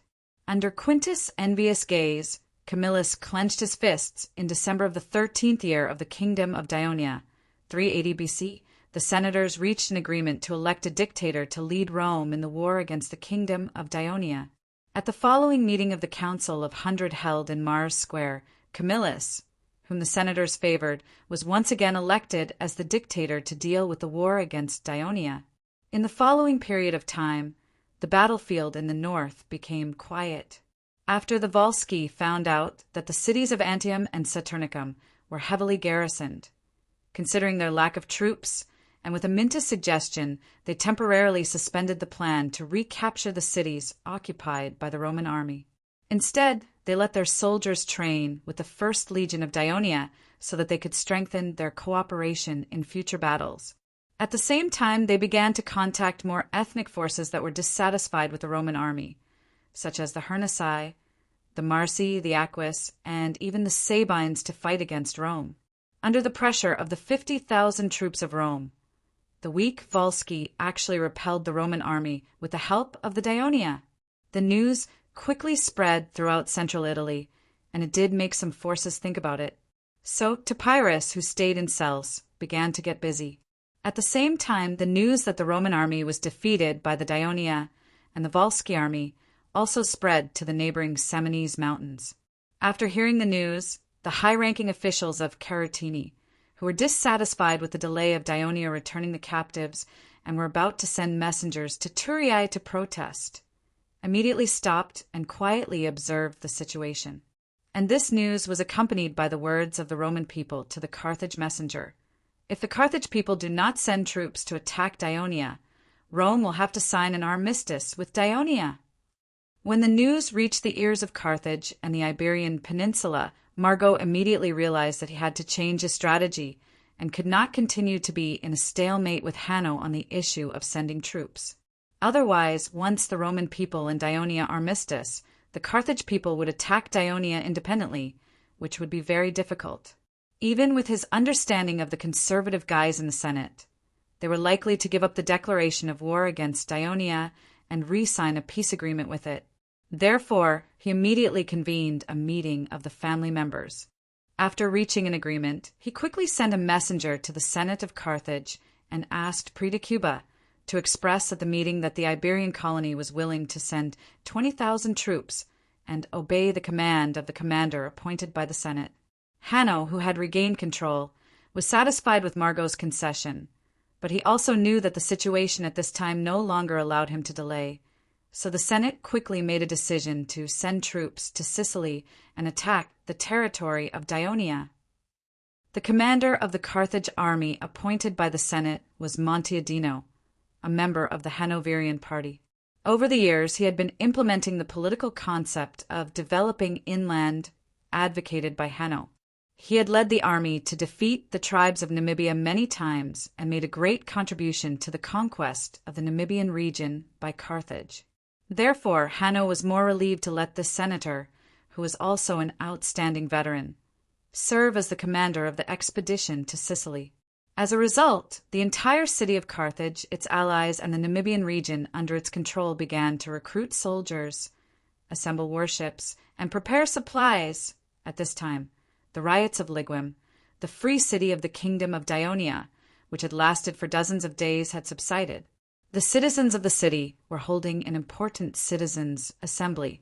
The assembly had only one topic: to vote on whether to fully integrate Ligwim into the kingdom of Dionia. The result was obvious. The vast number of people who were starving voted in favor. The merchants who wanted their families' trade to go a step further voted in favor. And the more politically ambitious citizens voted in favor. Despite strong opposition from some people, the Citizens' Assembly voted in favor of this important proposal related to the future development of Ligwim. When a messenger from Ligwim brought this important news to Turii, the Devers were well prepared.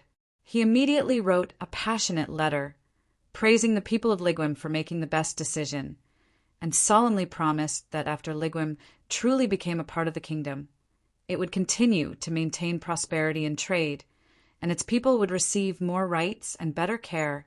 At the same time, at his suggestion, the Senate quickly appointed Protesilaus as the governor of Ligwim. He took the appointed judge of Ligwim, tax officer, census officer, and other key officials of the city to the south in a fleet. The fleet was also carrying a lot of food from the granary.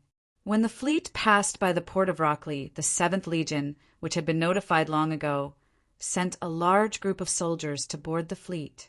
The fleet finally arrived at the port of Ligwim. Alcibiades and Phedon led a large number of people to welcome them. Protesilaus read out the appointment that the king of the Devers had given him. None of the people present objected loudly. Instead, they were happy to see the large amount of food that the soldiers had escorted to the shore. At the same time, Protesilaus announced another appointment. This was signed by the king of the Devers and the Senate. They elected Alcibiades and Phedon as the senators of the kingdom of Dionia. The people of Ligwim cheered. However, these two new senators could not leave for Turii immediately. They had to stay for the time being to assist Protesilaus in taking over the affairs of the entire city.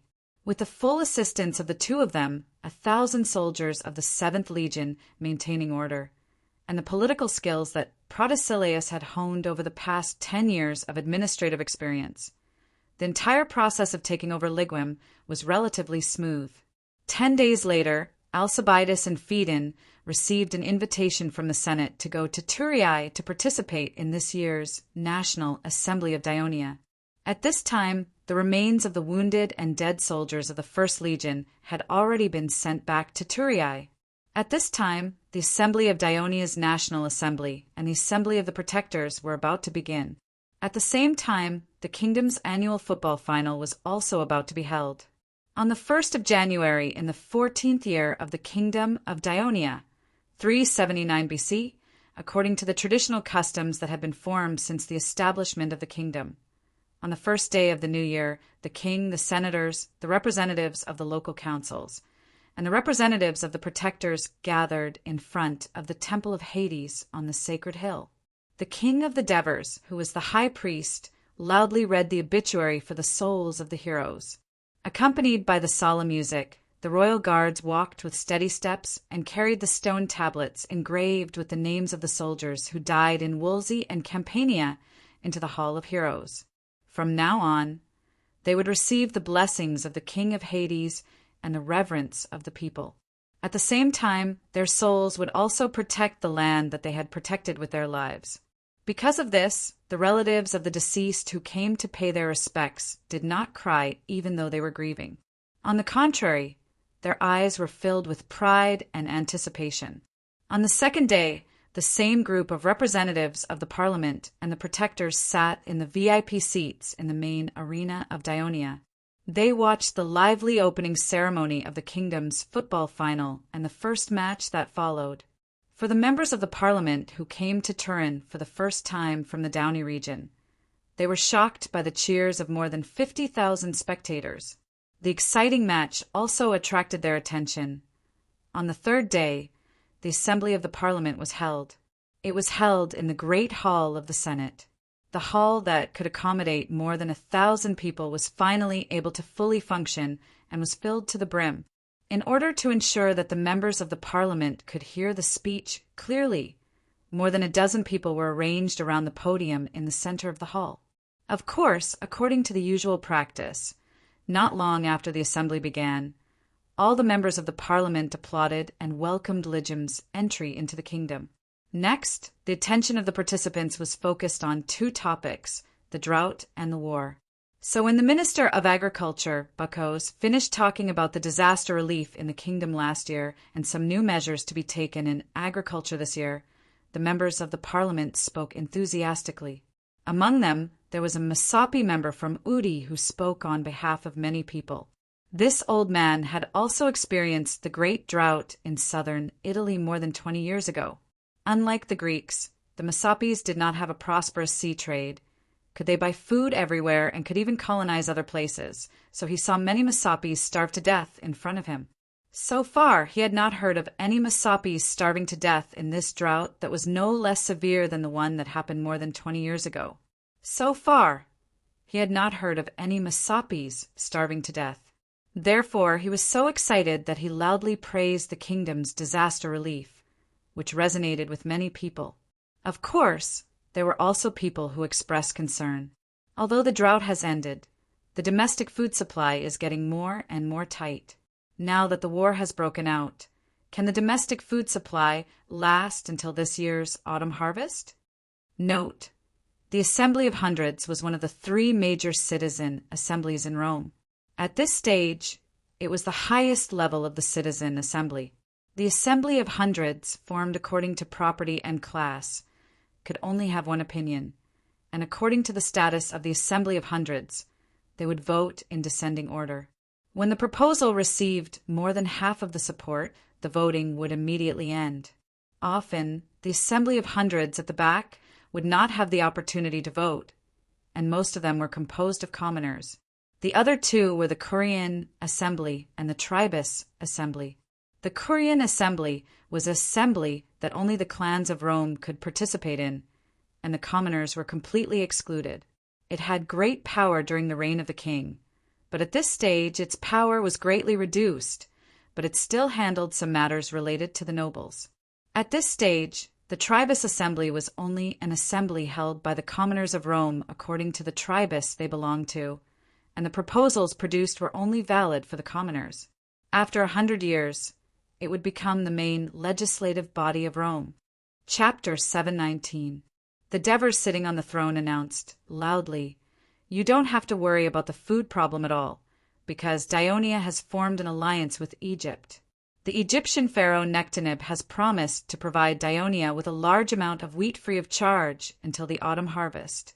The first batch of grain, nearly 100,000 tons, has been delivered by a fleet from Egypt." When the counselors heard the news, they cheered in unison.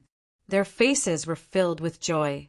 Some even shouted excitedly, "Victory to the kingdom! Victory to the king of the Devers!" They knew that the natural disaster was no longer a threat to the people in the towns and cities of the kingdom of Dionia. In such a festive atmosphere, the Minister of Military Affairs, Helos, began to talk about the military situation of the kingdom last year and the daily military work. He focused on the formation and training of the 11th Legion, as well as the construction of the barracks.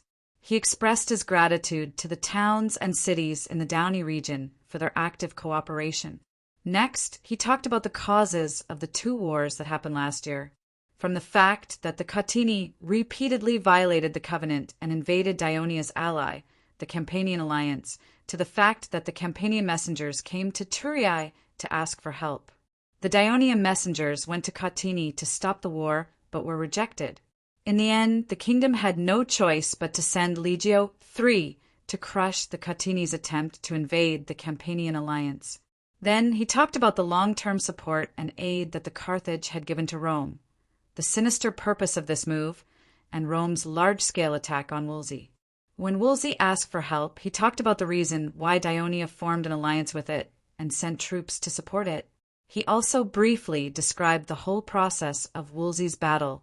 Helos's main point was at the end.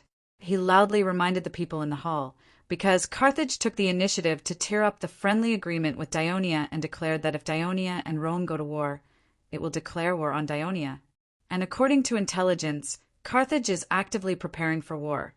So the war with Carthage this year is inevitable. By the time Helos was done speaking, the meeting hall was relatively quiet. After all, most of the counselors from these towns were well informed and kept an eye on the major events that happened in Turin. Moreover, when they arrived in Turin, they would usually visit the senators from the towns to get some information about the meeting in advance. Therefore, they did not blame Dionia for participating in the two wars and the possible war with Carthage. On the contrary, they were more concerned about the impact of the upcoming war on their town. For example, the counselors from Ennona and Copsa were worried that once the upcoming war broke the peace between Dionia and its surrounding forces, the Samnese, who had already fallen out with Dionia, would take the opportunity to attack the entire western region of Campania. Although the Legio III had now gone to guard the Campania alliance, they still hoped that the Ministry of Military Affairs could continue to strengthen the defense of this area. The counselors from the Downey region had the same idea. They believed that compared to the well-defended northwestern border of Dionia, the Downey region, which had just been annexed to Dionia, was weak in military power and might become the focus of the Samnese attack. The Ministry of Military Affairs must pay attention to it. The counselors from Sicily were more direct. At this time, the territory of Dionia in Sicily had already begun to mobilize for war. They believed that if Carthage's army attacked, the army in Sicily alone would not be able to withstand it. They hoped that a few more legions could be sent to Sicily. The counselors from Hera and Hebeda brought some suggestions from the Cycle tribe. They hoped to join the kingdom of Dionia and obtain fertile land through the upcoming war. Of course, more counselors from the towns and cities called for a delay in the gathering of the legions to ensure the smooth progress of the spring sowing. Of course, the king of Devers and his ministers did not have to respond immediately to the questions and suggestions of the counselors in the conference hall. The clerks of the conference hall would record their suggestions. These would be the topics discussed by the elders and counselors in the next few days. They would find a solution and form a final proposal. After it was passed by the majority, the king of Devers would sign it and finally form a new bill that would be implemented in the kingdom. It was the first time that the newly appointed elders, Alcibiades and Phaedon, attended the kingdom's council assembly. As Legim had just been incorporated into the kingdom of Dionia, the counselors and protectors of the city council had yet to be elected, let alone elect a representative to attend the assembly. Therefore, the two of them were completely unfamiliar with the process and did not prepare for it. They also witnessed the opening of the assembly with their own eyes. The ministers of the kingdom talked about the work of the various departments in the past year, the questions from the counselors, the heated debates and compromises between the counselors in the following days, and the various proposals that were finally agreed upon. All of these were eye-opening experiences for the two of them, especially Phaedon, who could not help but exclaim, "The people of Dionia have created a great political system that not only facilitates the centralized management of the vast territory, but also satisfies the demands of the various towns and cities to express themselves democratically. How could such a country not become prosperous and powerful?" Alcibiades could not help but say, "It is said that this system was initiated and formulated by my brother-in-law. It is the fortune of the kingdom of Dionia to have such an amazing and wise king." As a relative, Alcibiades could not help but feel proud of Phaedon's compliment. He said excitedly, "Fortunately, we have also become citizens of Dionia." Phaedon said with a straight face, "This is the most correct thing that the people of Lygum have done in the past 10 years. While the counselors were having a heated discussion the next day, the Devers arrived at the council hall of Thurii. Compared to other cities, Thurii had the largest population and counselors, so naturally the council hall was the largest, able to accommodate 400 to 500 people. The annual Assembly of the Kingdom's Protectors was held here. The Devers made an opening speech, sincerely thanking the protectors for their contributions in maintaining the security, stability, and fairness of the entire kingdom in the past year. Then the Supreme Inspector Sesta summarized the overall situation of the protectors in exposing law-breaking incidents in various cities and protecting the interests of the people last year. Then he focused on some bribery cases that they had cooperated with the Ministry of Supervision to solve. Finally, he named and commended 10 outstanding protectors and their outstanding deeds in the past year. The 10 protectors from various cities in the kingdom who had been notified in advance walked to the center of the hall, and the Devers personally put on their Bolton medals. It was a small buckle made of silver and carved into the shape of a snake's head whip. The idea came from the nickname of the protectors. They were called the Whip of the Kingdom by the people, which meant that they supervised and whipped those who broke the law. This was the highest honor that the protectors had received. So when they walked onto the stage, they were all excited to accept the congratulations from the King of the Devers. Unlike the council assembly, the protectors played the leading role in the Assembly of the Protectors. In the following time, they would go onto the stage and talk about some of the situations, problems, and suggestions in their respective cities. Most of them came from the villages and were more used to discovering and looking at problems from the perspective of the people. This was greatly beneficial for the Devers, ministers, and the Senate to have a more comprehensive understanding of the situation at the grassroots level in the kingdom. Therefore, the scribes would carefully record the speech of each protector, and some of their useful suggestions would be summarized in the Senate for discussion. At the end of the day's meeting, the Devers once again thanked the protectors for their contributions to the kingdom and reminded them that in the new year, there was a high possibility of a major war breaking out in the kingdom. During the time of war, it was very important to ensure the stability of the kingdom. He hoped that the protectors could assist the local officials in managing the place, be vigilant against suspicious strangers, and prevent the outbreak of unrest. At the same time, they also wanted to help the families of the citizens who served in the army and protect their interests. Whether the whole of Dionia could work together to defeat the enemy depended on their efforts. The words of the Devers made the protectors' blood boil. One by one, they made a promise to the king, and they would bring this promise back to their colleagues in their cities.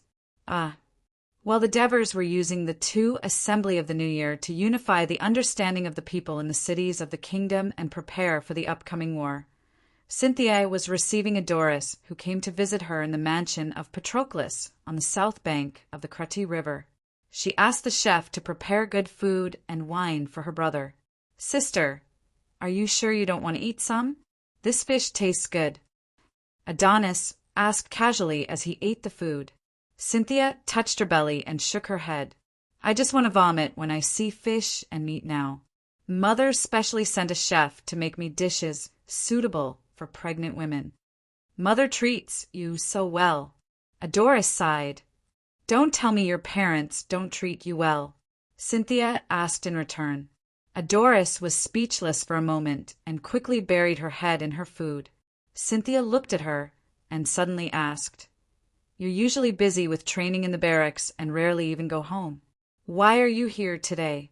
Is there something wrong?" Cynthia's sudden question surprised Adoris.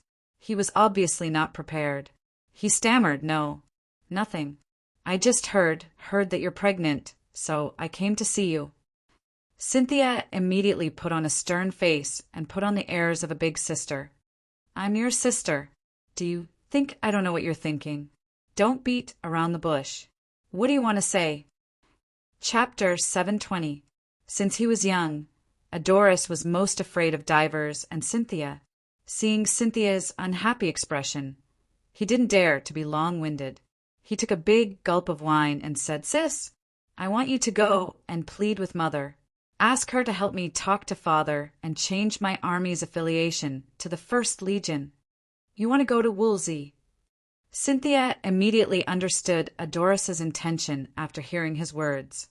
The Ministry of Military Affairs had been treating the wounded soldiers of the 1st Corps, dealing with the remains of the dead and comforting the families.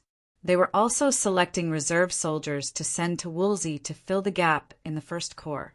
Cynthia knew about it because Patroclus was working in the 1st Corps. Isn't the 1st Corps the only one fighting in the kingdom's army? They're short of soldiers. I have nothing to do in Turin, so I can go help your husband, Patroclus. Adoris said in a relaxed manner, "Your brother-in-law doesn't need your help."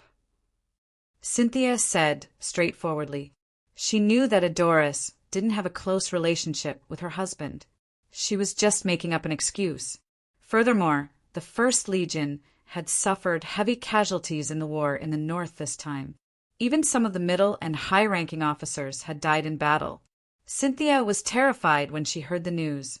She prayed for Patroclus every day, even hating the fact that she did not have Hades' bloodline and was unable to provide more protection for her husband. However, Cynthia didn't ask her father to transfer Patroclus back to Turin. She knew that as the son-in-law of the king, Patroclus's every move would attract attention. Her father would never agree to her request. Therefore, when Cynthia was worried about Patroclus, her brother volunteered to go to Wolsey, a dangerous place. How could she not be angry?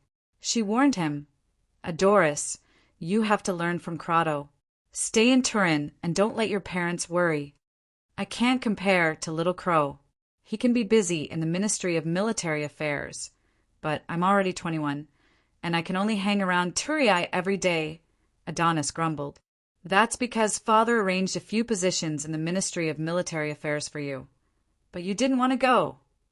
Cynthia reprimanded. "It's not like you don't know that I get a headache whenever I see words and numbers. It wasn't easy for me to graduate from school, and I'm best at fighting. I can only use this to win honor for myself and let those who always look at me with strange eyes know that I, Adoris, am not a person who will only rely on my father's prestige to live a mediocre life." Adoris said excitedly in a loud voice. Cynthia could hear the grievance in his heart from his words. She really didn't expect her brother, who was usually impulsive and reckless, to have such thoughts. She was silent for a moment. A moment later, she looked at Adoris with a little more love in her eyes. She asked softly, "Is this why you went to the household registration department not long ago and changed your name to Marcellus Adoris? Someone has to carry on our biological father's name," referring to Adoris and Cynthia's biological father, the former consul of Amendolara, Marcellus. Father also knows about it, and according to Mother, he didn't object. Adonis explained, "At least I can avoid unnecessary attention in the army by using this name. I hope you won't regret it in the future." Cynthia sighed. Indeed, any general or officer who saw the name Devers Adoris on a list of soldiers would probably jump in fright, because there is only one family with this surname in the kingdom, so they would naturally pay extra attention to Adoris. Cynthia stared at Adoris's still slightly immature face. It took a lot of courage to abandon this great surname, so it could be seen that Adoris was indeed very determined. Thinking of this, Cynthia said softly, "I will go to Mother and help you persuade her. But I suggest you have a good talk with Father and let him understand what you really think. No matter what, Father has always loved us, and he is worried about our safety. As long as he understands what you really think, I think he will make better arrangements for you." Adoris was silent. Ever since he was young, he had been afraid to meet the Devers. Perhaps it was because he had always had his real father in his heart and did not really see the Devers as his father, so every time he saw the Devers he always felt guilty. Cynthia saw him hesitate and reminded him, "Actually, you don't have to change the corps you belong to so frequently. Sigh, I heard that there is going to be a war with Carthage soon. I believe that the second corps you belong to will soon be sent to the front line." Adoris's heart skipped a beat, but he said, "Who knows how long the timid Carthage will wait before taking action?" The two of them chatted for a while, and Cynthia's personal slave girl appeared at the door of the living room. Cynthia saw her slightly flustered expression and asked, "What's the matter?" The slave girl hurried to Cynthia's side and whispered a few words. Cynthia let out a long sigh after listening. "Adoris, there is news from the city of Thurii that the Carthage has sent an army to land in Sicily. On the 1st of January, 14th year of the kingdom of Dionia, 379 BC, the sea from the western end of Sicily to Carthage was bustling. More than 300 warships were divided into two teams and lined up in the coastal waters on both sides of the western end of Sicily to prevent a surprise attack from the Dionysian fleet. The sea between the two fleets was filled with thousands of ships. They had been shuttling between Carthage and Lille since the morning, continuously transporting soldiers, war horses, provisions, and supplies to Sicily. Since the founding of Lille, it had never been as lively and busy as it was today. Many ports were filled with ships, and the docks were full of soldiers going ashore and goods being unloaded. The roads were congested and there was a lot of noise. Fortunately, Lille was different from the previous Mosha. From the beginning, it existed as a military town of Carthage in Sicily, so its ports and roads were built according to military standards. Even its chief executive had always been a military general instead of an administrative official. In the semi-militarized city of Lilibo, under the command of the Castellan, almost all the people in the city started to move and got busy for the landing of the Carthaginian army. With their efforts, problems were solved one by one, and the entire landing process gradually became smoother. After landing, the troops were quickly taken to the barracks outside Lille. This barracks was built by Margot when he was the supreme military commander of Sicily and recently renovated in Lille. This time, the supreme commander of the Carthage army, Montenegro, and Hanno's son-in-law, Malefio, were in the residence of the governor of Lille. Listening to the governor of Lille, Samiris report on the progress of the army's landing while enjoying wine and food. "Lord Samiri." Malefio suddenly interrupted his report and asked, "Haven't they arrived yet?" After Margot was removed from Sicily, Hanno quickly replaced several important colonial cities of Sicily with his own people, and Samiri was one of them. Of course, he knew who the Malefio was referring to. He immediately replied, "We haven't received any news of their arrival yet." "General, will they miss their appointment and not come?" Malefio reminded. "Don't worry, Margot is a man of his word. Since he said he would send the army, he will not go back on his word. If they don't come, Lord Hanno will deal with it.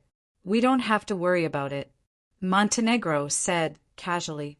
Instead, he focused on the wine in his hand and said, "This wine is mellow and smooth. Where is it from?" "This is Thurii wine," Samiri replied a little awkwardly. Samonli answered awkwardly. He thought that Mon Latino would be displeased, but the commander in his 50s looked surprised instead. "The wine I've tasted in the past wasn't as good as this one. Could it be that they've improved their winemaking process again?" As he spoke, he raised his glass and took a sip. After carefully tasting the tea, he sighed and said, "It's really different from the past. What a pity. Now that we're at war with Dionia, I guess we won't be able to drink such good wine." Samiri immediately said, "General, since you like this wine so much, I still have a lot of cans with me. I'll ask the servants to send them to the barracks later." Montenegro did not refuse and expressed his gratitude. Malefio saw this and said, half-jokingly, "General, when we defeat Dionia, you can directly order the Dionia to send you these cans of wine. Isn't it more convenient?" Montenegro covered his long beard with his hand and laughed. "That's a good idea. However, I heard that the King of Devers has a tough temper. If we want him to obediently send us the wine, we must thoroughly beat up Dionia. Dionia is a powerful kingdom, and this will be a long war. We don't have to be too anxious." While Montadino was savoring his wine, the they mentioned by Malefio were sitting on a battleship, leading a huge fleet of ships majestically sailing towards Sicily Island in the northeast direction. "Hasdrubal, I heard that the commander of Carthage's army this time is Montenegro. Are you familiar with him?" Kisego asked. "He's just Hanno's dog." Hasdrubal curled his lips in disdain. He only knows how to randomly criticize the Magonid family in the Senate and curry favor with Hanno. That's why he can become the commander of the army. Chapter 7:21. But I heard that he was the one who led the army to conquer Namibia over the past decade. It seems that he's not a useless person. Kisco was slightly puzzled. Namibia has been under the influence of Carthage for decades. How many tribes are willing to submit to Carthage? Moreover, the Namibians have always been in a state of disunity. How could they unite to resist Carthage's army? The Senate can conquer Namibia, even if they send a woman as their commander. Hasdrubal said disdainfully, "Uncle said that Montenegro is a glutton who can't bear hardship. I heard that when he was commanding the war in Namibia, he was afraid of the hot weather and never went to the front line to command. Instead, he hid in his tent and commanded remotely. Hanno's appointment of him as the commander of the army is a joke. Hanno is also an idiot who knows nothing about military affairs. He only sent 40,000 people from this city to fight against Dionia. He thought that by capturing a few towns and winning a few victories, he could make Dionia yield and gain some benefits. He thinks that war is like a business transaction where you can bargain. Yes, since we've already declared war against Dionia, we should take advantage of the time when Dionia is still weak due to the drought to defeat them." Kisco said with a worried expression, "If we don't change our mindset soon, I'm afraid this expedition will. Isn't that good? Hanno's failure is good for us to return to the center of Carthage." Hasdrubal said with a relaxed expression, "But what if Montenegro randomly gives orders to our army?" Kisego was a little worried. Hasdrubal glanced at him. "Did you forget what Uncle Margot told you? We don't have to listen to Montenegro's command at all. We can control our own army." Kisco thought for a moment and suggested, "In that case, it's best if we can lead the army alone. I'll make this request to Montenegro. I'm afraid he doesn't want to stay with us who are always arguing with him and not willing to listen to his orders," Hasdrubal said with a smirk on his face. At this moment, the watchman on the mast shouted, "We're almost at Sicily." Hasdrubal and Kisego's spirits were roused. They hurried to the bow of the ship, gazing at the vague outline of the land in the distance. Hasdrubal looked excited. "Kisego, let's do something big together. I didn't expect Carthage to send such a commander. He can win the battle without going to the battlefield personally. This is a kind of ability." The Devers were in a good mood after reading the information about Carthage's army. "Make a copy of this information about Carthage's army and send it to Persosus immediately. I believe he will make good use of it." Devers separated a portion of the information on the table and handed it to Aristides. "Yes, Your Majesty." "Aristides, do you think that Hanno only sent 40,000 soldiers? Oh, including the Iberian army, a total of 60,000 soldiers to Sicily? Does he really think that with just 60,000 soldiers he can defeat our Dionia and completely occupy Sicily?" the Devers suddenly asked. Sometimes, when the Devers were thinking about some important national affairs, They would suddenly ask the vassals around them to confirm their own thoughts or broaden their thinking. Aristides was already prepared for this. He calmly said, "Perhaps Carthage's Hanno has never thought of completely occupying Sicily or completely defeating Ardionia. He only wants to obtain some victories and force us to sign some agreements that are beneficial to them." Makes sense. The Devers pondered and nodded. After a while, he touched his chin and said in a deep voice, "It's also possible. The people of Carthage don't want to send so many troops at once to increase the pressure on the logistics. Instead, they will wait for the development of the war and increase the number in the future. But no matter what, the ruler of Carthage, Lord Hanno, is good at playing politics, but obviously not as bold as the Maganid clan. Perhaps in his heart, he doesn't see this war as a decisive battle between Dionia and Carthage at all. This should be a good thing for us." As the Devers spoke, his voice gradually became softer, and he fell into deep thought again. Aristides stood quietly at the side and did not make a sound. After a while, the Devers looked at him again and said, "At the assembly of the protectors yesterday, the protectors from Ugentum, Messania, and Udi all mentioned that there are unfamiliar Messapi people going in and out of the mansions of some of the former Messapi tribal leaders in the towns and villages. Send someone to investigate." "Yes, Your Majesty.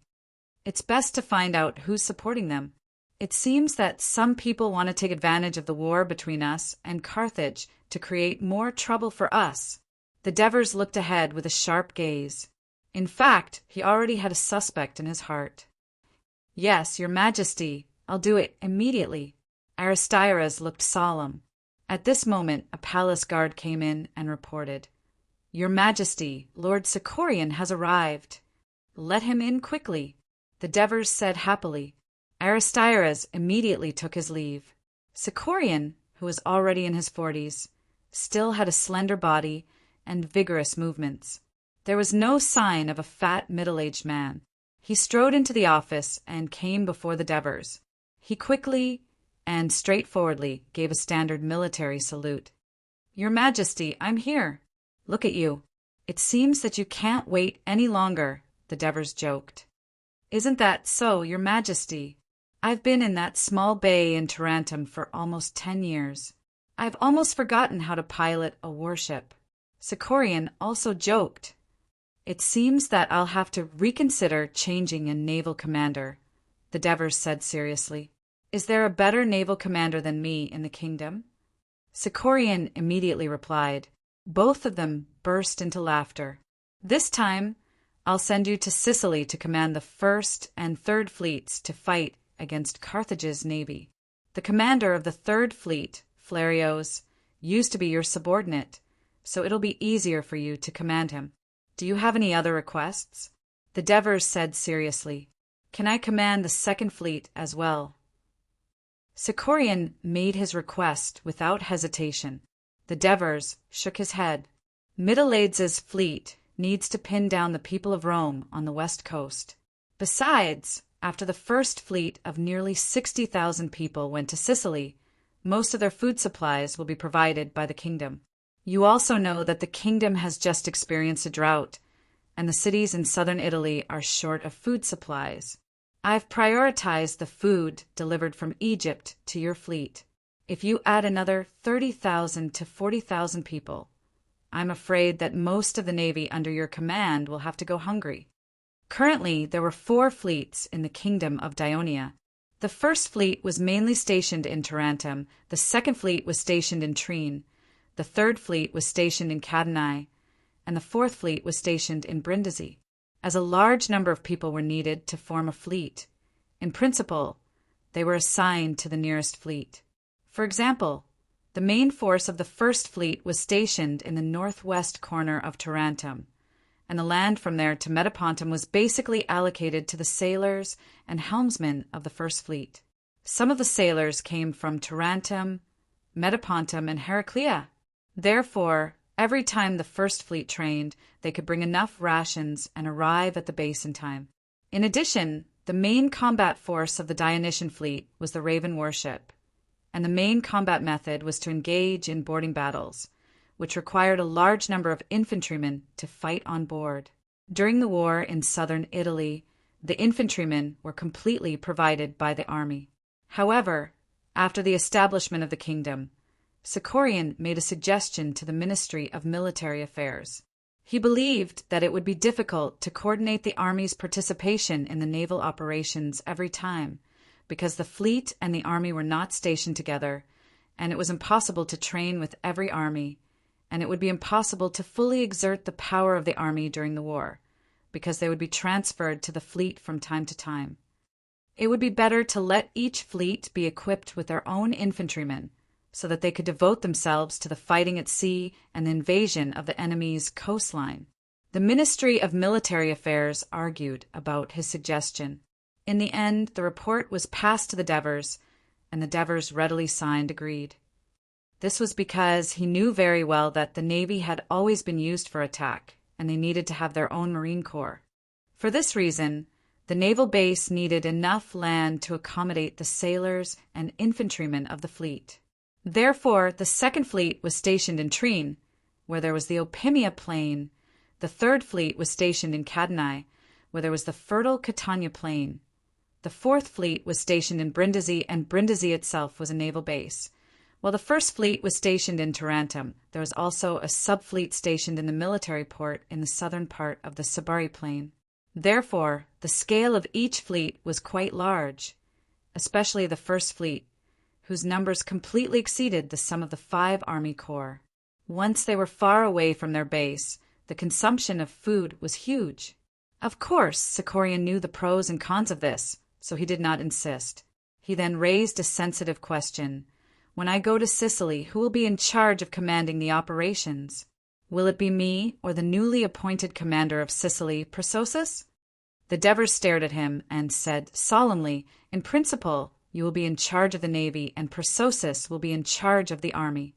The navy and the army will work together to defend our territory in Sicily and destroy the invading Carthage army.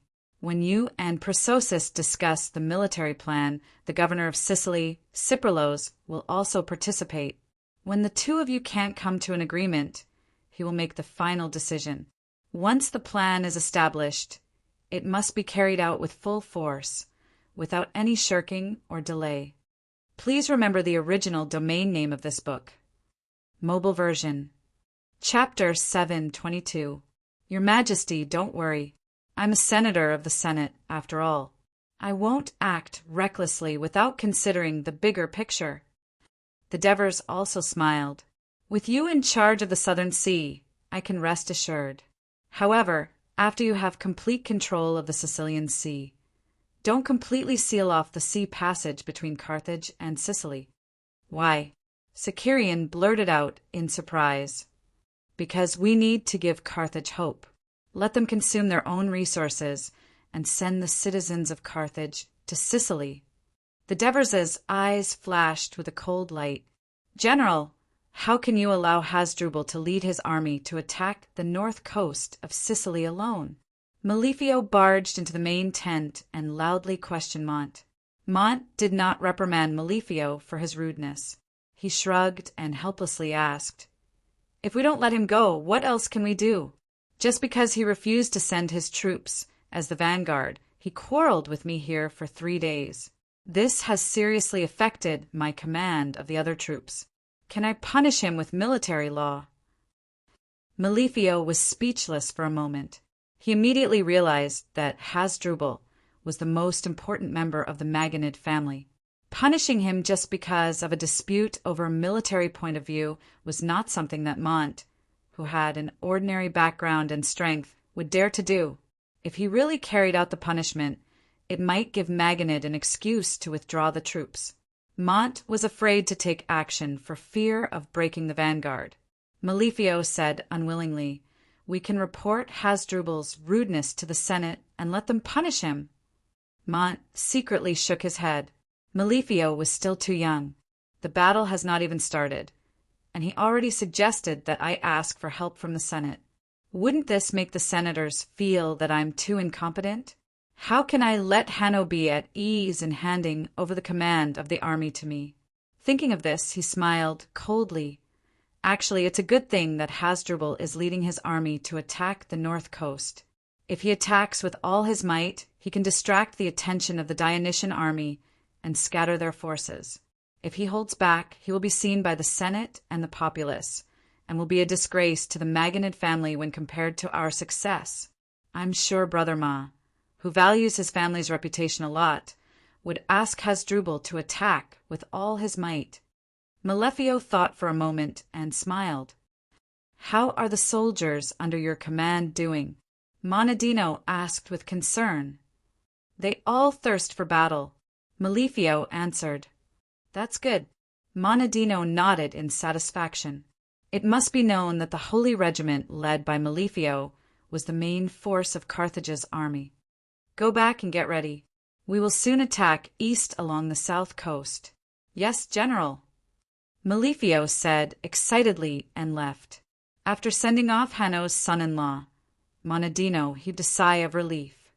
Just as he was about to ask a servant to bring him a jar of wine, a guard came in and reported, General, the leader of the Sickers, Arcones, has come to see you again. I won't see him. Monadino waved his hand impatiently. How could a leader who had lost his people and was fostered like a stray dog in the city of Lily be worthy of seeing him? Hasdrubal, at the head of his mixed army of 20,000, sailed out of Lilib and sailed northward, landing at Panormus, a coastal city in the northwest of Sicily. This was a city founded by the Phoenicians and had always been ruled by the Carthage. Hasdrubal's family's reputation made him very popular. However, the people were surprised to see that there were not many Phoenicians or Carthage citizens in this huge army. Most of them were foreigners dressed in strange clothing, so they refused to let them get close to the city. Fortunately, the flat land around Panormus was the widest among all the cities on the north coast. Thus, Hasdrubal and Kisego led the army to build a temporary camp outside the city. Due to the excellent location and environment, Hasdrubal decided to make it the rear base of his army under Kisego's suggestion. He spent a few more days building the camp, stocking up on food supplies and leaving a small number of soldiers to guard the camp. He led the army eastward. This time, the army traveled by land. In just over 2 hours, they reached another Phoenician town, Sauris. Years ago, Dionysius's army and the Carthage's army led by Mago fought fiercely here for months, not because it was a large city, but because it completely blocked the land passage from the mountains to the coast, making it more difficult to attack. Hasdrubal's army stopped here for a while before continuing on. The road ahead was harder to traverse. On the left was the sea, and on the right was a towering mountain range. The average elevation was about 1,000 meters, and the path by the sea was uneven. The narrowest part was less than 2 miles, and the entire army's speed was slowed down. Around 3 o'clock in the afternoon, they finally walked out of the narrow coastline and onto soft ground. In front of them were low hills. Hasdrubal was excited. His guide had told him that Himera was just ahead. Hasdrubal immediately ordered the army to rush to the bank of Himera and set up a temporary camp for the night. He and Kisego rode fast horses and led the guards to this place, which was of great significance to the Magonid family. Decades ago, his ancestor Hamilcar had led the Carthage army to besiege the largest city on the northern coast of Sicily. In the end, Dylan, the tyrant of Syracuse, arrived with reinforcements and defeated Hamilcar's army. More than 10 years ago, Hasdrubal's father, Similco, once again led the Carthaginian army to Sicily and conquered the city that brought shame to the Magonid family. Similco then built the altar of Balhaman and used thousands of captives as a blood sacrifice to appease the spirits of his ancestors and wash away the shame. By the time Hasdrubal and the others arrived, Himera was no longer in sight. Instead, it was a wasteland overgrown with weeds. Only the river called Himera flowed through the ruins. On the eastern bank of the Himera, there were 1 or 2 Greek villages, and the inhabitants of these villages were fleeing eastward with their families in tow. The guards wanted to chase after them, but Hasdrubal stopped them. Don't worry, they won't be able to escape. He dismounted and paced around the ruins for a while. When the reinforcements arrived at the river, he said to Kisego solemnly, "When I win, I will build an altar here. This time, it's our turn to wash away the shame of our family." Kisego nodded, solemnly as well. The next morning, Hasdrubal gathered his troops and continued their march. He rode at the head of the army.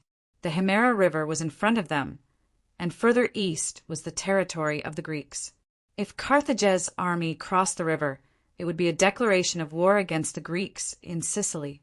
Without hesitation, Hasdrubal urged his horse to cross the river. This marked the beginning of the war between the two greatest powers in the western Mediterranean, the kingdom of Ionia and Carthage. At noon, Carthage's army stopped marching along the coastline. In front of them, a Greek town, Cephalidum, blocked their way.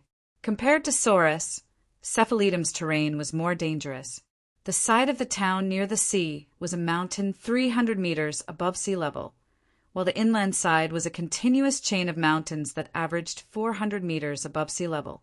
The narrowest part of the lowlands in the middle was only 400 meters, and Cephalidum was guarded by the city.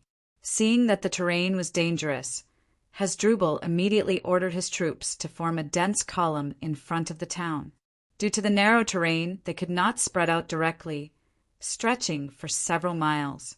The bugles were blown, and the war drums thundered. The soldiers roared in unison, their voices shaking the heavens. Then he sent his men to the city to persuade them to surrender. Otherwise, he threatened to massacre the people in the city, but they refused. So Hasdrubal ordered his troops to retreat a mile and set up temporary camps. At the same time, he began to prepare siege weapons. When Dionysius attacked Carthage's many towns in Sicily, the people of Carthage had suffered a lot with ballistae, crossbows, and siege towers. Over the years, they had been concentrating on research and development. After all, Carthage was a powerful city-state, and its civilization was not inferior to that of Greece. Apart from the complicated process of building super siege weapons, which required more manpower and were difficult to build, they could already build their own siege weapons, such as ballistae and crossbows. They could also use them to help their allies, such as Rome. The soldiers began to assemble ballistae and crossbows and cut down trees to make ladders and siege vehicles. The people of Cephalidum also sent messengers from the port to Mylae, asking for help from Dionia. The next day, Hasdrubal led his troops to attack Ceridium. The people of the city had already been warned by the people of Dionia half a month ago, and under the guidance of the Dionia, they reinforced the city's defenses. The narrow terrain made it impossible for the Iberian troops to display their advantage in numbers, and they could only attack the western wall, which was beneficial for the people of Ceridium. After a day of fierce fighting, they did not even manage to attack the top of the wall, and the Iberian troops had to retreat. The next day, Hasdrubal led his troops to attack again, but the siege was still unsuccessful. It was like this for a few days. 2 days after the Iberian troops left, Montedurno led the army of Carthage from Lille, marching east along the road of the south coast. The army reached Mazara in the afternoon. Chapter 7:23. Mazara was a town built by the Phoenicians and had long been under the jurisdiction of Carthage. It was less than 30 kilometers away from Lille city. However, Carthage's army moved slowly. Not only did they have a large number of supplies, but Monedino also brought some Carthage merchants and even prostitutes. As a result, the army was bloated and their formation was somewhat scattered. Thus, their marching speed was relatively slow. The next day, the army continued to move forward. At dusk, they once again arrived at the city of Serinus, which was about 40 kilometers away from Mazara. Serinus was built by Greek colonists. It was once famous for its rich agriculture and fishing industry in Sicily. During the Peloponnesus War, it had a conflict with Segesta, which was located not far from it and was located to the northwest. As a result, it became the incentive for the Athens army to invade Sicily.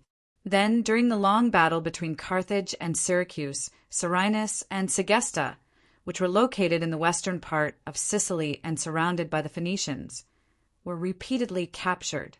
Most of the Greek residents fled to the eastern part of Sicily.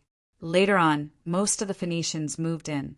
Therefore, when Ionia and Carthage signed the agreement, the Devers agreed to put Serenus under the jurisdiction of Carthage. On the third day, Carthage's army once again arrived at another town, Hermes, at dusk. Although the Carthage soldiers were tired, their faces were filled with excitement. Just by looking at the name of this town, one could tell that there were hot springs in this place. Originally, the people of Serenus built a village here because of the hot springs in Mount Calogero. When the people of Carthage occupied this place and strengthened their friendly relations with Ionia, the hot springs in Turiae inspired the people of Carthage, who were merchants. Therefore, they vigorously developed this place and built several hot springs similar to those in Turiae. This attracted countless people of Carthage to come and enjoy the sulphurous hot springs. This village also quickly developed into a town. The soldiers built a simple camp and went to take a bath in batches. Monadino even summoned a few women to accompany him in the bath. On the second day, Carthage's army, which had been bathed in the hot spring, was in high spirits, be it the generals or the soldiers. They continued to march eastward with light footsteps. In the afternoon, the army arrived at Heraclea, Minoa city. It was a Greek colony situated in the hills on the eastern shore of the mouth of the Halykis River, overlooking the fertile lowlands on the western shore and encircling the port on the east. For more than a decade, this city-state had close relations with Ionia. Because of its name, it had even established a friendly and close relationship with Heraclea, which was under the jurisdiction of the kingdom. Therefore, the Minoans rejected Carthage's suggestion to surrender without hesitation. Monteardino, who had anticipated this, ordered the army to encamp on the west bank of the Halykis. For the next 3 days, Carthage's men were preparing to attack the city, and the news from the Carthage clippers that were sent to the eastern coast to scout had not found any reinforcements from Ionia advancing towards Minoa. Monteardino immediately made up his mind and decided to launch an all-out attack on Minoa city the next day. What he did not know was that to the northwest of Minoa city, in the center of the inland of Sicily, the Sicyr tribes in the city of Enna had already sent out 1,000 warriors. They were crossing the mountains and trekking through the river valleys towards Minoa city. On the second day, Carthage's army crossed the Halykis River and arrived at the city of Minoa city. They lined up and surrounded Minoa city, then blew the bugle to attack. Minoa city was not large and had a small population. There were less than 4,000 young and strong citizen soldiers in the city who could fight. There was no moat in front of the city, and the hill it was located on was less than 150 meters high, and the slope was gentle. However, the Minoans completely obeyed the instructions of the team officers sent by Ionia. Not only did they set up a large number of traps, but they also cut down all the trees on the hill. They even dug up the rocks that could be used as cover for the attack and used them as defensive stones to hurt the enemy. Due to the existence of the hill, the large siege equipment made by Carthage not only required more manpower to push to the front of the city, but its movement was bound to be very slow. The accuracy and power of the ballista attacks were also greatly reduced due to the distance. Therefore, the Namibian soldiers, who were the main force of the attack, carried ladders and rushed to the front. As a result, they were besieged by the traps. Moreover, the Minoans pushed down large stones that had been polished into a round shape toward the place where the attacks of Carthage's army were concentrated. The stones rolled down the hill, crushing many Namibian soldiers along the way and even destroying the siege equipment. In the end, the siege troops were routed and retreated. After Monadino learned of the situation in the main tent, he was not in a hurry. He ordered the troops to reorganize their formation and continue the attack. Seeing that the Namibian soldiers with low morale were slowly advancing toward Minoa city, the anxious Malefio barged into the main tent and asked Monadino to send the Holy Knights led by him to be the main force of the attack. Malefio was rejected by the commander. He advised earnestly, attacking such a strategically located and fortified city is not something that can be achieved in a day or two. We must be patient. Our sacred legion troops, Carthage's citizen soldiers, and even the allied Phoenician soldiers are all precious lives. We can't waste them in a long and arduous siege. Not only are there many Namibians, but they are also lowly. If a batch dies, we can just drag another batch over. This is also beneficial to the stability of the Namibian region. Malifio was silent. In the afternoon, the Carthaginian army attacked the city and began to attack the city fiercely. When the battle reached its climax, a horn sounded from outside Minoa City north and behind the battlefield. Thousands of Sicile warriors rushed out of the mountains in the north and charged toward Carthage's army that was engaged in a fierce battle. The careless Monadino was influenced by the news reported by the clippers.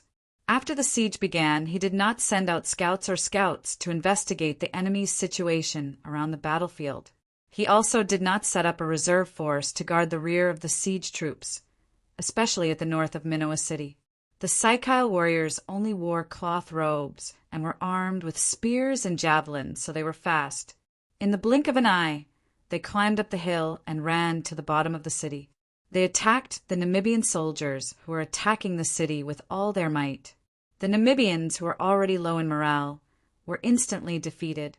The defeat of the Namibians outside the north of the city quickly affected the troops in other directions.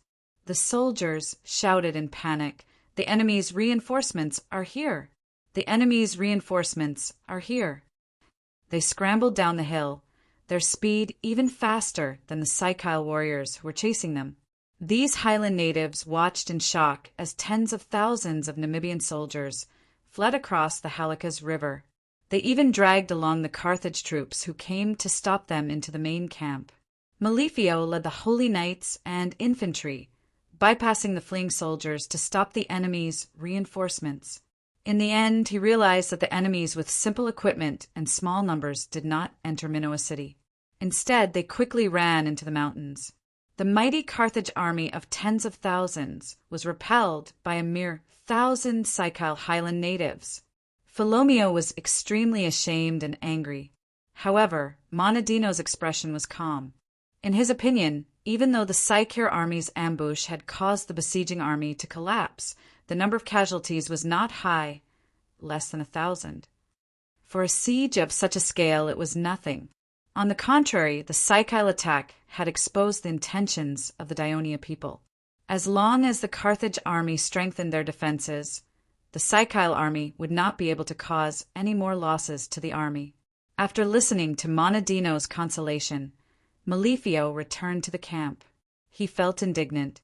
He vaguely felt that Monadino was not aggressive enough and did not have the ability to command such a large army. So he immediately wrote to his father-in-law, Hanno, expressing his concerns. 2 days later, a ship from Carthage brought a letter personally written by Hanno.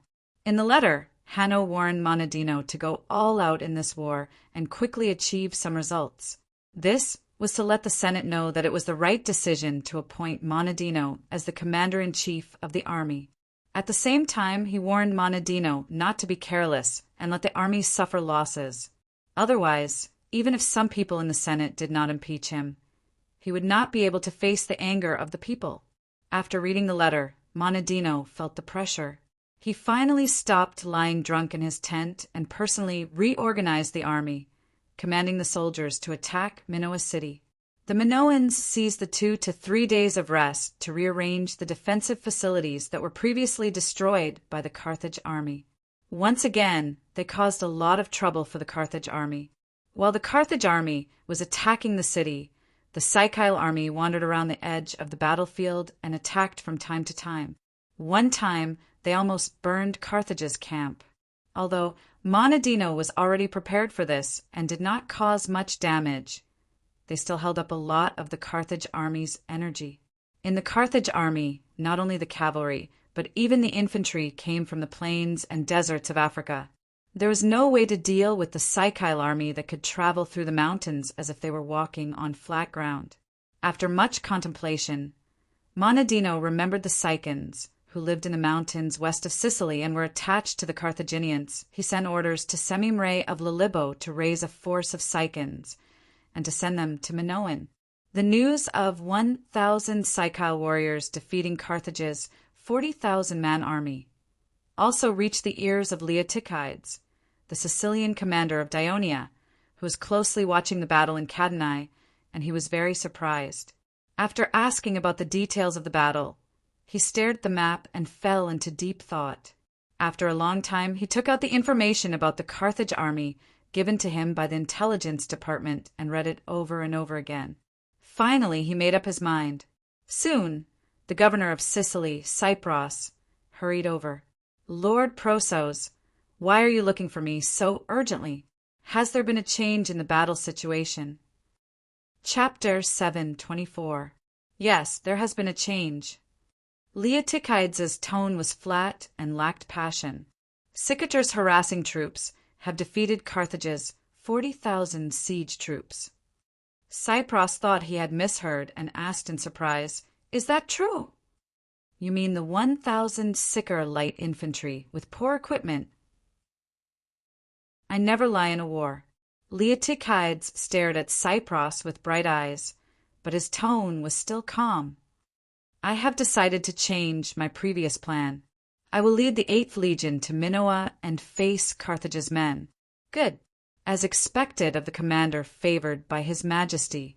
It's much better than the **TTY plan you came up with before." A voice of praise came from outside the door as Admiral Sicarion strode into the meeting room. Leotychides raised his eyebrows. Cypros asked in surprise, "You want to lead the army to battle Carthage's men?" "That's too risky. Carthage's army has more than 40,000 men. Are you going to gather all the citizens of Dionia in Sicily? If the battle fails, all the territories of the kingdom in Sicily will be in danger. I think it's safer for you to continue with the previous plan. After all, according to the rules, Governor Cypros had the right to participate in the military meeting and raise objections. Therefore, Leotychides had to explain in detail. The previous plan was based on the assumption that Carthage would send an army of 80,000 to 100,000 men. I didn't expect them to only send 60,000 men, and 20,000 of them went to the north coast.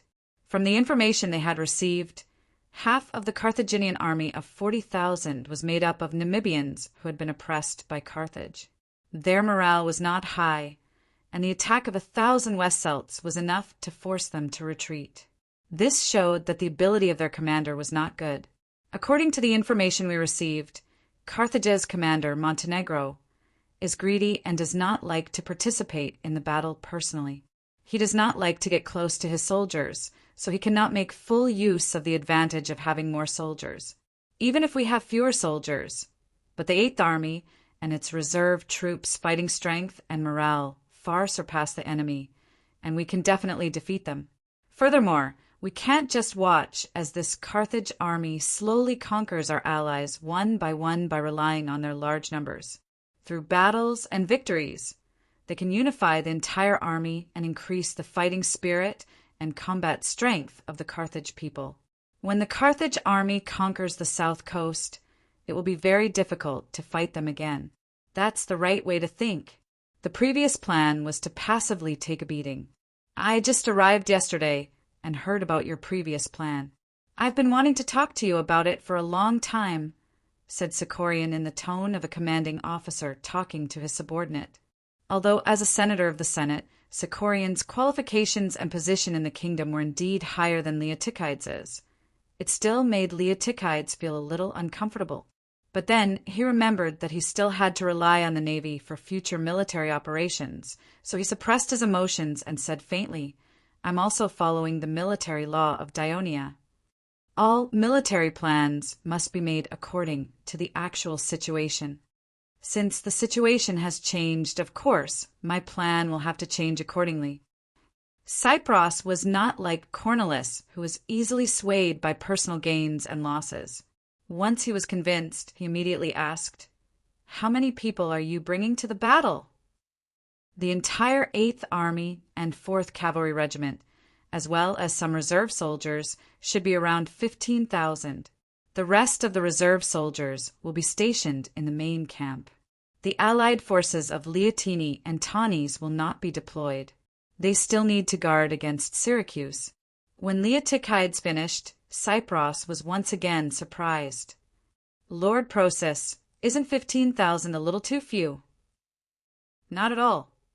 Leotychides said confidently, I'll ask Lord Krelu of Hera to organize the Psyker warriors and travel through the mountain roads to Minoa.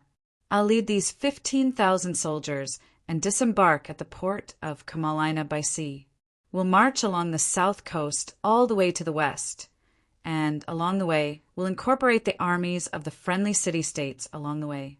By the time we reach Minoa, I estimate the number of soldiers to be at least 30,000. Ha! I was so anxious just now that I forgot about the friendly city-states like Kamalina, Gela, and Agrigento. Cypros exposed his own shortcomings, but his face showed a relieved smile. Lord Persosus, you've made the right decision. Through this direct battle with Carthage, we can show the kingdom's protection to the cities that are close to us. Through this battle, we can deepen our friendship with them. Leotychides did not think as much as Cypros. He only wanted to win.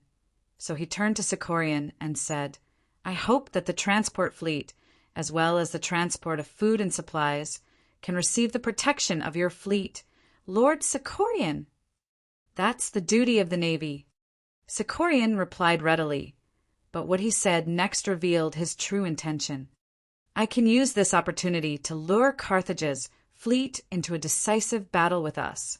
When the news that Carthage's army had landed in Sicily and begun to march towards Dionia reached Rome, the senators were excited. Dictator Camillus thought that the time had come and immediately issued the order to march towards the Hernisae. Soon he led an army of more than 40,000 people, consisting of the militia of Rome and the soldiers of the Latin Alliance, out of the city of Rome and marched straight southeast. The Hernisae were the ancient aborigines of central Italy. They mainly lived in the lowlands between Mount Hernisae and Mount Lepini, which was a strip of hills and lowlands about 150 miles long and only about 20 miles wide, with the Terius River flowing in the middle.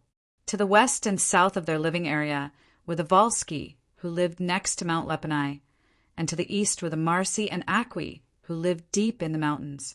To the north were some Latin city-states, mainly Pellinister. The Roman army passed through the Latin city of Gabii, and at dusk they camped outside the city of Puniest. When the Hernisae heard the news that the Roman army was coming, they panicked and hurriedly sent people to ask for help from the Volsci. The next morning the Roman army continued to march south, passing through Tolerum, Telerium of the Latin Alliance, and soon arrived at Signia, a town adjacent to the Hernisae and Latin. This was a small town at the foot of Mount Lepini. It had a small population, but the terrain was relatively dangerous, and it was an important passage for the Hernisae tribe who lived in Mount Lepini. Camillus immediately sent 5,000 men to surround the town and began to build siege equipment. Once everything was ready, they would attack the town. At the same time, he led 35,000 men across the Terius River and arrived at another important Hernisae town, Anagnia, on the east bank of the Terius River, near the Latin region. Another 10,000 men were sent to surround it. He led the remaining 25,000 men around the city of Anagnia and began to build a camp a few miles south of it, eyeing the central town of the Helniki, Ferentinum. Previously, the Hernisae suffered a crushing defeat in the war with the Volsci against the Latin Alliance of Rome. Not long after that, their strength had not recovered, and they did not have the ability to organize enough soldiers to rescue the besieged towns. They could only hole up in their respective towns and fortify their defenses while waiting for the Volsci to rescue them. When the news of the Roman army attacking the territory of the Hernisae reached Pelevernham, the high-ranking officials of the Volsci alliance who had gathered there were very nervous. They had just defeated the Romans and were still discussing how to recapture Antium, Valette, and other towns that had been captured by the Romans. They did not expect that the Romans would launch another war to the east of the Volsci so soon. Amyntas, who was invited to the meeting, was puzzled. He asked in surprise, "According to the information we received, the Romans stationed 10,000 men in Antium, Vellet and Saturnicum, respectively? How can the Romans have so many soldiers to attack the Hernici?" Pulphenham's consul, Catamontelos, said helplessly, "The Romans do not have so many young citizens, but they still have many Latin alliance states and many Etrurian cities that have been conquered by Rome. They are fully capable of launching another war against us. This is the scary thing about the Romans. I am afraid that the Romans are going to concentrate all their strength to fight a big war. But our Dionia—" Amyntas thought of the First Legion that he had just replenished and sighed to himself.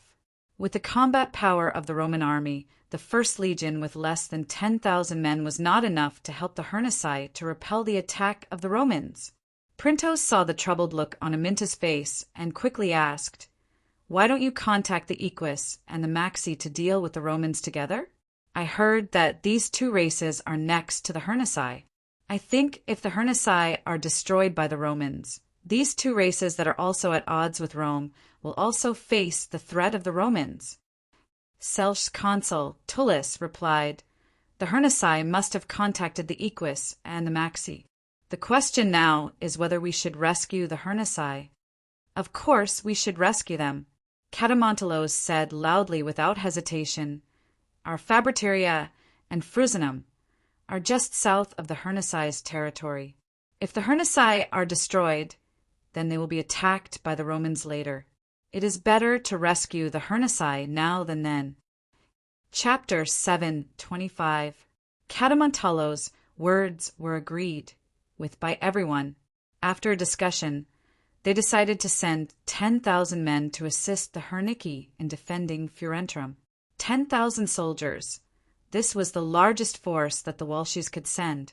After the departure of these 10,000 people, the defense of the Walshes' territory would inevitably be empty, so they entrusted the heavy responsibility of defending the Walshes' territory to Amyntas. This showed that the previous bloody battle of the First Legion of Dionia had won the full trust of the Walshes. After receiving a hint from the Walshes, the Hernici emissary privately sought out Amyntas, hoping to form an alliance with Dionia and obtain the support of this powerful southern country. Topyrus, who had been authorized by the king of Devers, took over the negotiations. Under the pressure of the situation, the Hernici quickly drew up a draft of an alliance with Dionia. However, Topyrus reminded the other party that Dionia could not send troops to support Hernici in a short time due to the lack of food. The news of Carthage's army landing in Sicily and attacking the territory of Dionia also reached the Samni Mountains, and the Samni tribal alliance was also in high spirits. Although Lescock believed that the war in Sicily had just begun and the situation was not clear yet, they should wait and see. However, the leaders of the other tribes could not wait any longer. In the end, the decision to send troops to Dionia was passed at the meeting, but there were some disputes over the direction of the attack. Chief Eusebic, who represented Cotini at the meeting, insisted that they should attack the Campania region, attack the weaker Campania alliance, rescue the more than 2,000 Cotini warriors who had been captured, and thus increase the strength of the Samni coalition. Lescock objected to this. He believed that the Samni tribal alliance's attack this time was a declaration of war against Dionia, so the biggest enemy of the Samni was the kingdom of Dionia. How to deal the greatest blow to the Dionia, weaken the strength of Dionia, and make it suffer a defeat in this large-scale war, so that it could no longer fight back against the Samni, was the primary problem for the leaders to consider.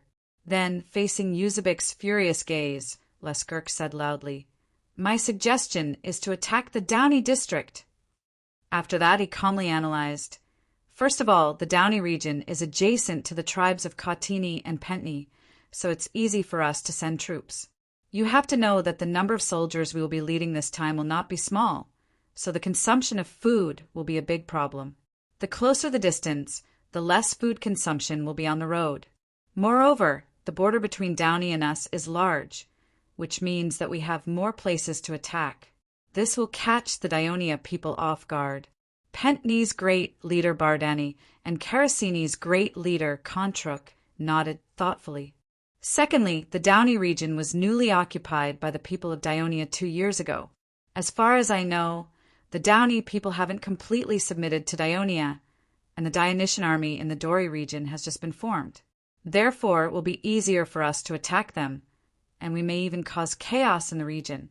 Moreover, the people of Dionia are currently at war with the people of Rome because of the Volsi. As the war between both sides escalates, it is very likely that Dionia will send more reinforcements. If we attack Campania, it will be very convenient for Dionia to mobilize their troops nearby. But if we attack Downey, the people of Dionia will be faced with a difficult choice: to save the Volsi or Downey. Do you even need to ask? The people of Dionia will definitely send their army to Downey. We are helping the people of Rome, but we will bring an army to ourselves. Eusebic questioned angrily. That doesn't matter. We can just retreat to the mountains. It's very convenient anyway. Leskirk smiled. But for the people of Dionia, it will be inconvenient to mobilize their army back and forth. This will give the people of Rome more time to eliminate the Volsi. Once the people of Rome completely conquer the Latin region, we can even make way for them to attack Campania. Do you think the people of Rome will listen to you? Eusebic sneered. As long as the people of Rome don't want the people of Dionia to take revenge on them in the future, they must step up their attack now. I heard that the newly elected dictator of Rome, Camillus, is a smart man, the customer said patiently. Once the army of Dionia is mobilized to deal with the people of Rome and Carthage, we can attack Downey again, or even Pichetti to the south. Also, Leskirk looked at Eusebic and said in a serious tone, "We need to capture as many captives as possible in Downey, and then ask the people of Dionia to exchange the captives for the warriors of Cotini." Eusebic's eyes brightened. "Will the people of Dionia agree?" he asked urgently. "According to the way the Devers treated their people in the past, they will most likely agree. And if they want the people of Downey to submit to them, they must also agree," Leskirk said with certainty. At this time, Contruk asked, "Why don't we attack the region of Potentia first and take back the land that the people of Helpini lost," referring to Capusa? Leskirk was already prepared. He said, "The mountains in the region of Potentia are rugged. It will take a long time to completely conquer it, and it will be enough for the people of Dionia to mobilize their army for a counterattack. The defeat of the old leader Villani is a lesson. What's more, the Abenalum is blocking in front of the region of Potentia. If our army passes through it, it will definitely cause a strong reaction from Gurney, which is likely to lead to a war. This will go against the ancient tradition of the Samani people." Leskirk's words were reasonable, and the conservative Contruk nodded repeatedly. He finally said, "This was originally an internal matter of the Helpini tribe, but now Gurney has become an important issue that seriously affects the survival of the entire Samani people. So I suggest that after this war, the entire alliance will do its best to force the tribes of Abenalum to expel Gurney, and you will send a new leader. If the tribes of Abenalum refuse to do so, we will work with the priests of the Samani priest group to pray to God Savone and announce that we do not recognize the Abenalum as Samani people, and we will wage war against them." "I also agree with this proposal." Eusebic immediately agreed. Then Bardani also nodded in agreement. Leskirk hurriedly expressed his gratitude. He breathed a sigh of relief. The thorn in his throat was finally going to be removed. In the military conference room of the royal palace of Dionia, the Devers and several key officers of the Ministry of Military Affairs had been studying the ongoing war for several days. Chief of Staff Felicius stood in the middle of the conference room, leaning against the huge topographic map of the Italian peninsula and Sicily, which was carefully carved out of mud and cement. He held the position of Minoa with a wooden stick and explained, "Your Majesty, the commander of Sicily, Lord Persosus, wrote a letter saying that he will lead 15,000 soldiers and join forces with the militia of friendly cities to take the initiative to attack Minoa and face the main forces of Carthage. After our analysis, he has a higher chance of winning. Persosus is very courageous and determined. Let him do it. The Devers nodded approvingly. He had already understood the situation. At this moment he even teased, "I'm afraid that the action of the 8th Legion has stimulated Thurian." "Yes, Your Majesty. The clippers of the 1st and 2nd Fleets have explored the south and north coasts of Sicily many times, but they have not found any traces of the enemy fleet. This has prevented Lord Thurian's wish to fight the Carthage fleet to the end," Felicius replied. The Devers frowned and bent down to look at the entire map. He muttered, "The strength of Carthage's navy is not much different from ours, and they have never fought with us before. Logically speaking, it is impossible for them to avoid a battle. We must be careful. The Carthage navy will bypass Sicily and launch a surprise attack on our coast of Italy." The General Staff has also considered this. "We have already informed the 3rd and 4th Fleets to be on high alert. Also, the merchant ships coming and going from various ports have not reported any traces of the Carthage fleet," Tormid continued. "Continue to explore carefully. Don't let your guard down. Also, remind Thurian not to be too rash. We must first ensure the victory of the 8th Legion and Carthage's army in this battle," the Devers warned. "Yes, Your Majesty. I will immediately send a clipper to inform Thurian," Felicius replied. The Devers turned to look at the quartermaster Alpines. "Can the food supply for the Sicilian fleet still cope?" "Your Majesty, with the food delivered from Egypt and Cadani also bearing a part of it, it can barely last for about 20 days, Alpines answered seriously, enunciating each word.